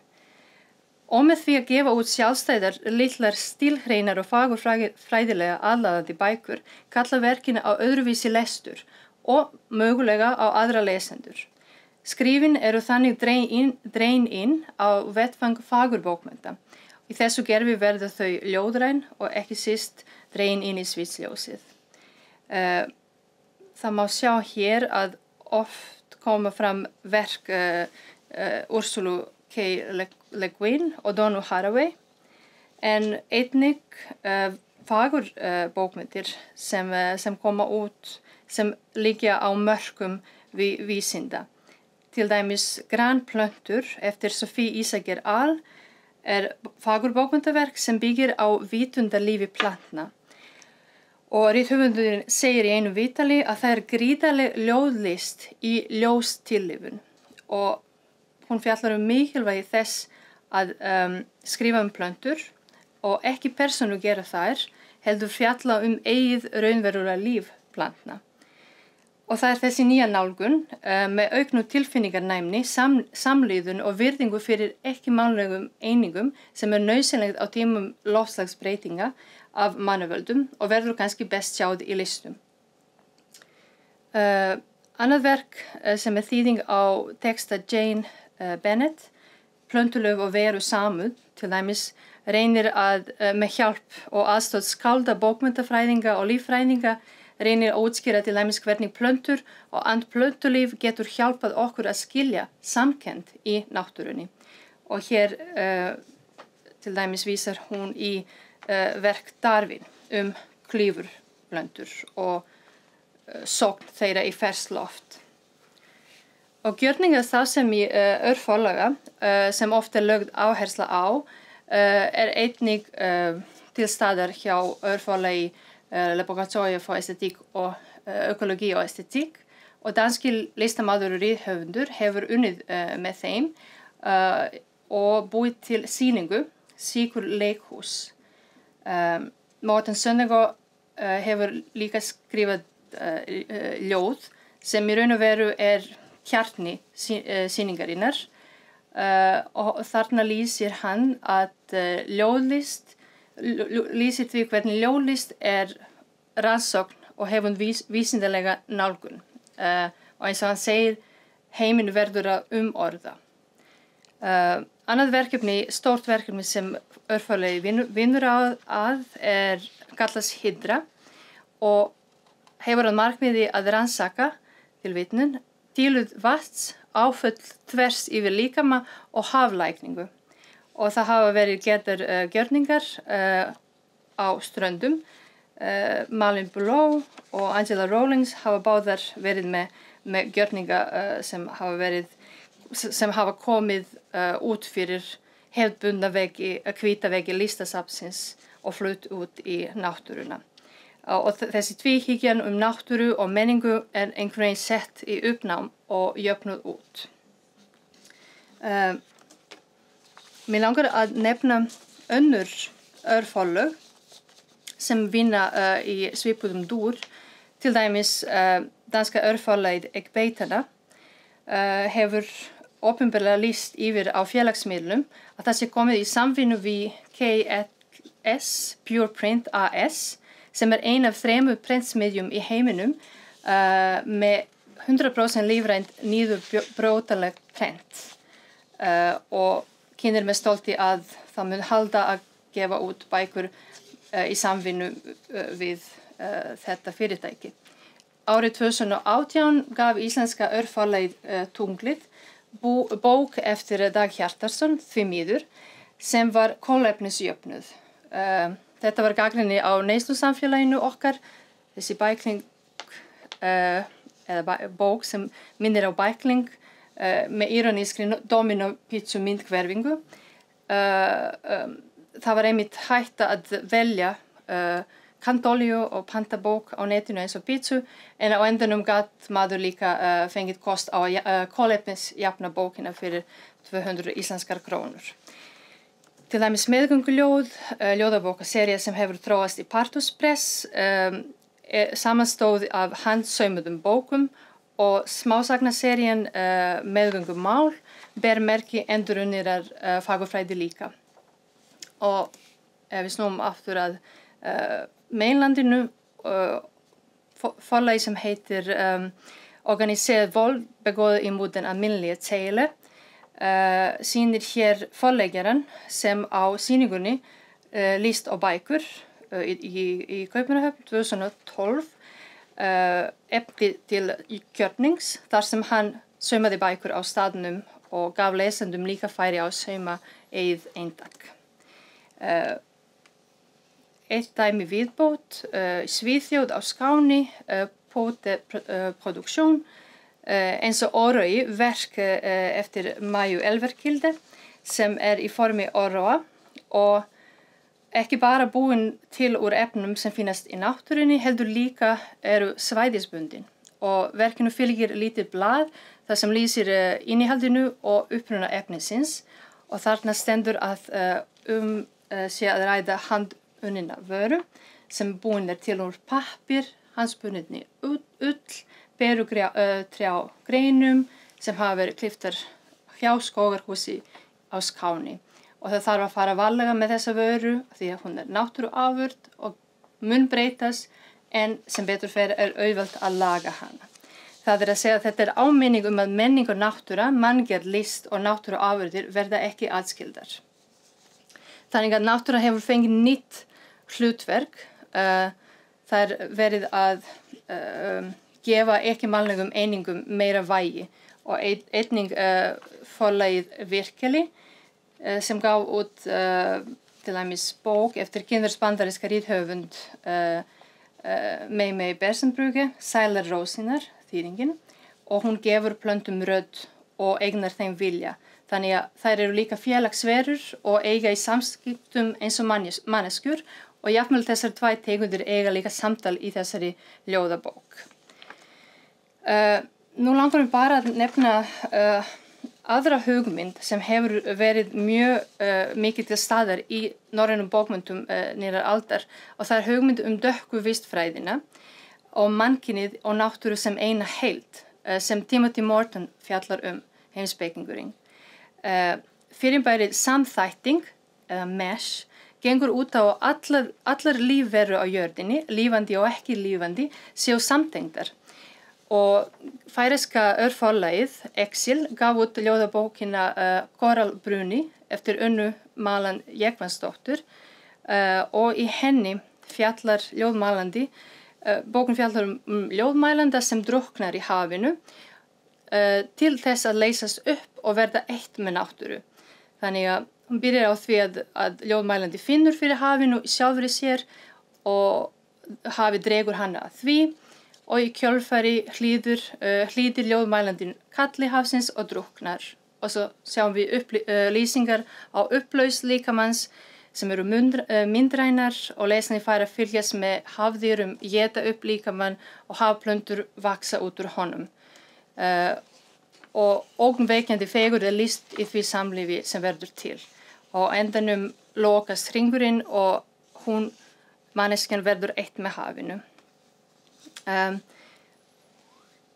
Og Exil, örforlagið sem gefur út þetta ljóðverk, einnig farið að skipuleggja gjörninga eins og hinn örforlög til þess að vera með í hreyfingunni. Og á síðasta ári var haldið hátíð alltaf á heimleið, Always Coming Home, sem partur af G-festivalnum í Götu og þarna hefur Angela Rawlings, kanadískt vistfræðiskáld sem býr á Íslandi, líka haldið gjörning sem gekk út á að rannsaka hvernig megi sviðsetja tímatal jarðar eins og hún orðar það, geochronology, á mannöld og þá gerðist þetta meðfram ströndum Norður-Atlantshafsins. Og þessi æfingu var líka með í bókinni sem einnig gefið út í sambandi við gjörningin. Herbergið þurrt, meðan á gjörningum stendur, fyllist herbergi að 2/3 af vatni, fólk virðist ómeðvitað eða með vott af áhuga en gerir ekkert. Einn gæti fengið kvíðakast, annar gæti reynt að finna tappa. Þau ræða ýmislegt, flest af því ótengt herberginu sem fyllist af vatni. Og svo að lokum annað dæmi höfin, Siri Randva Hjelm Jakobsen, danskur höfundur af færeyskum uppruna, hefur einnig verið með á hátíðinni og fjallaði bókina Hafbréfin eða sjávarbrefin. Þar sem Miðjarðarhafið og Atlantshafið eru í samtali, skrifa bréf á milli sín og Miðjarðarhafið yngra og finnur fyrir meiri tengslum við allt líf á landi. sem kom skríðaði upp úr hafinu, á meðan Atlantshafið eldra og vitrara og treystir á planið, eins og það nefnir í bréfunum. Það sér óumflýjanleika og fegurð í flóðinu og mögulega vottar fyrir von nýtt líf muni kvikna eftir endalok heimsins. Nú á endanum langar mig að draga parallel við hugtaki sem heitir valsaldarhyggja. Kate Soper, hún kynnir þetta hugtak og hún skilgreinir það meðal annars og segir að andkapitalist siðfræði og stjórnmál eiga ekki aðeins að höfða til fornvísi, samúðar og umhverfis áhyggja, heldur einnig til sjálfsánægju með að neita á annan hátt til nýrar neyslu erotíkur eða sældarhyggju ímyndar. Þetta sem sagt hugtakið sjálft gengur út á að einstaklingur finnur nautn í því að neita minna og á annan hátt. Og það sem við höfum séð í örforlaga starfsemi og í lesendum örforlaga, ósk að fá vörur sínar beint frá bíli, áherslan á sanngjarna viðskiptahætti, fair trade, og eins konar traust sem lesandi sýnir örforlagum vegna stöðu þeirra sem stofnana sem eru ekki reknar í hagnaðarskyni, non-profit. Hins vegar sjáum við Vesturlandabúa uppteknari af lífrænum varningi og handvalinni gæðavarningum sem verður einhverjum gæðavara og í takmörkuðu upplagi samtímis sem örforlög gefa oft takmarkað upplag bóka og snúa að endurunninni og náttúrulegi nýbrjótanlegu efni. Og við höfum séð breytingar á viðfangsefni og inntaki bóka sem koma út hjá örforlögum og hvernig þeim unnið. Og mér langar nú að endanum að snúa að Gretu Thunberg sem við höfum einhverjum byrjað málstofuna með og náttúrulega þessar breytingar sem verða á hugsun fólks einhvern veginn vegna loftslagsbreytinga hafa hlotið aukina tunga með sænska táningsaðgerðasinnanum og til dæmis hafa leitt til breytts viðhorfs til flugferða sem að sænsku hefur fengið heitið flugskam eða flugviskubít og skömm á því að ferðast á með flugi. Sem mótvægi birtist takskrít eða lestarmont eða stolt yfir því að ferðast með lest og fleiri nýta sér auðvitað þessara þjónustu. Þessar stefnur eru ekki óskyldar höfnun á fjöldaframleiðum bókum og bókmenntagreinum og vali af vistfræðilega, félagslega og pólitískt mikilvægum verkum. Og ferlinu má lýsa sem eins konar neyslu bókmennta með góðri samvisku. Og svo aðdáun á starfsemi örforlaga sem víðar kemur fram í efri lögum hinnar menntuðu millistéttar í raun bara ein birtingarmynd þeirrar postneyslu menningar sem einkennir fyrsta heiminn. Og þá á eftir að koma í ljós hversu mikið þessir nýju straumar innan menningarvettfangsins sem koma fram hér sem viðbragð við loftslagsbreytingum og sem eiga rætur í nýrri andkapitalískri neyslumenningu kunna að hafa áhrif á athafnir lesenda eða neytenda á öðrum vettvangi. Þó nokkuð víst að líkt og valsaldarhyggjan almennt ná þessir valkostir í bókmenntakerfinu ennþá aðeins til fyrsta heimsins og minnihluta íbúa hans. Einnig ljóst að viðleitni til að öðlast skilning á birtingarmyndum hinu nýju umhverfisverndar orðræðu innan hins norræna menningarvettfangs þarf að taka mið að lykilhlutverki örforlaga í því ferli. Og nú flutningi fyrirlestrana lokið og mér langar að þakka áheyrnina á vegum málstofunar mannréttindi, fjölmenningu, trú og loftslagsvá. Takk ykkur kærlega fyrir.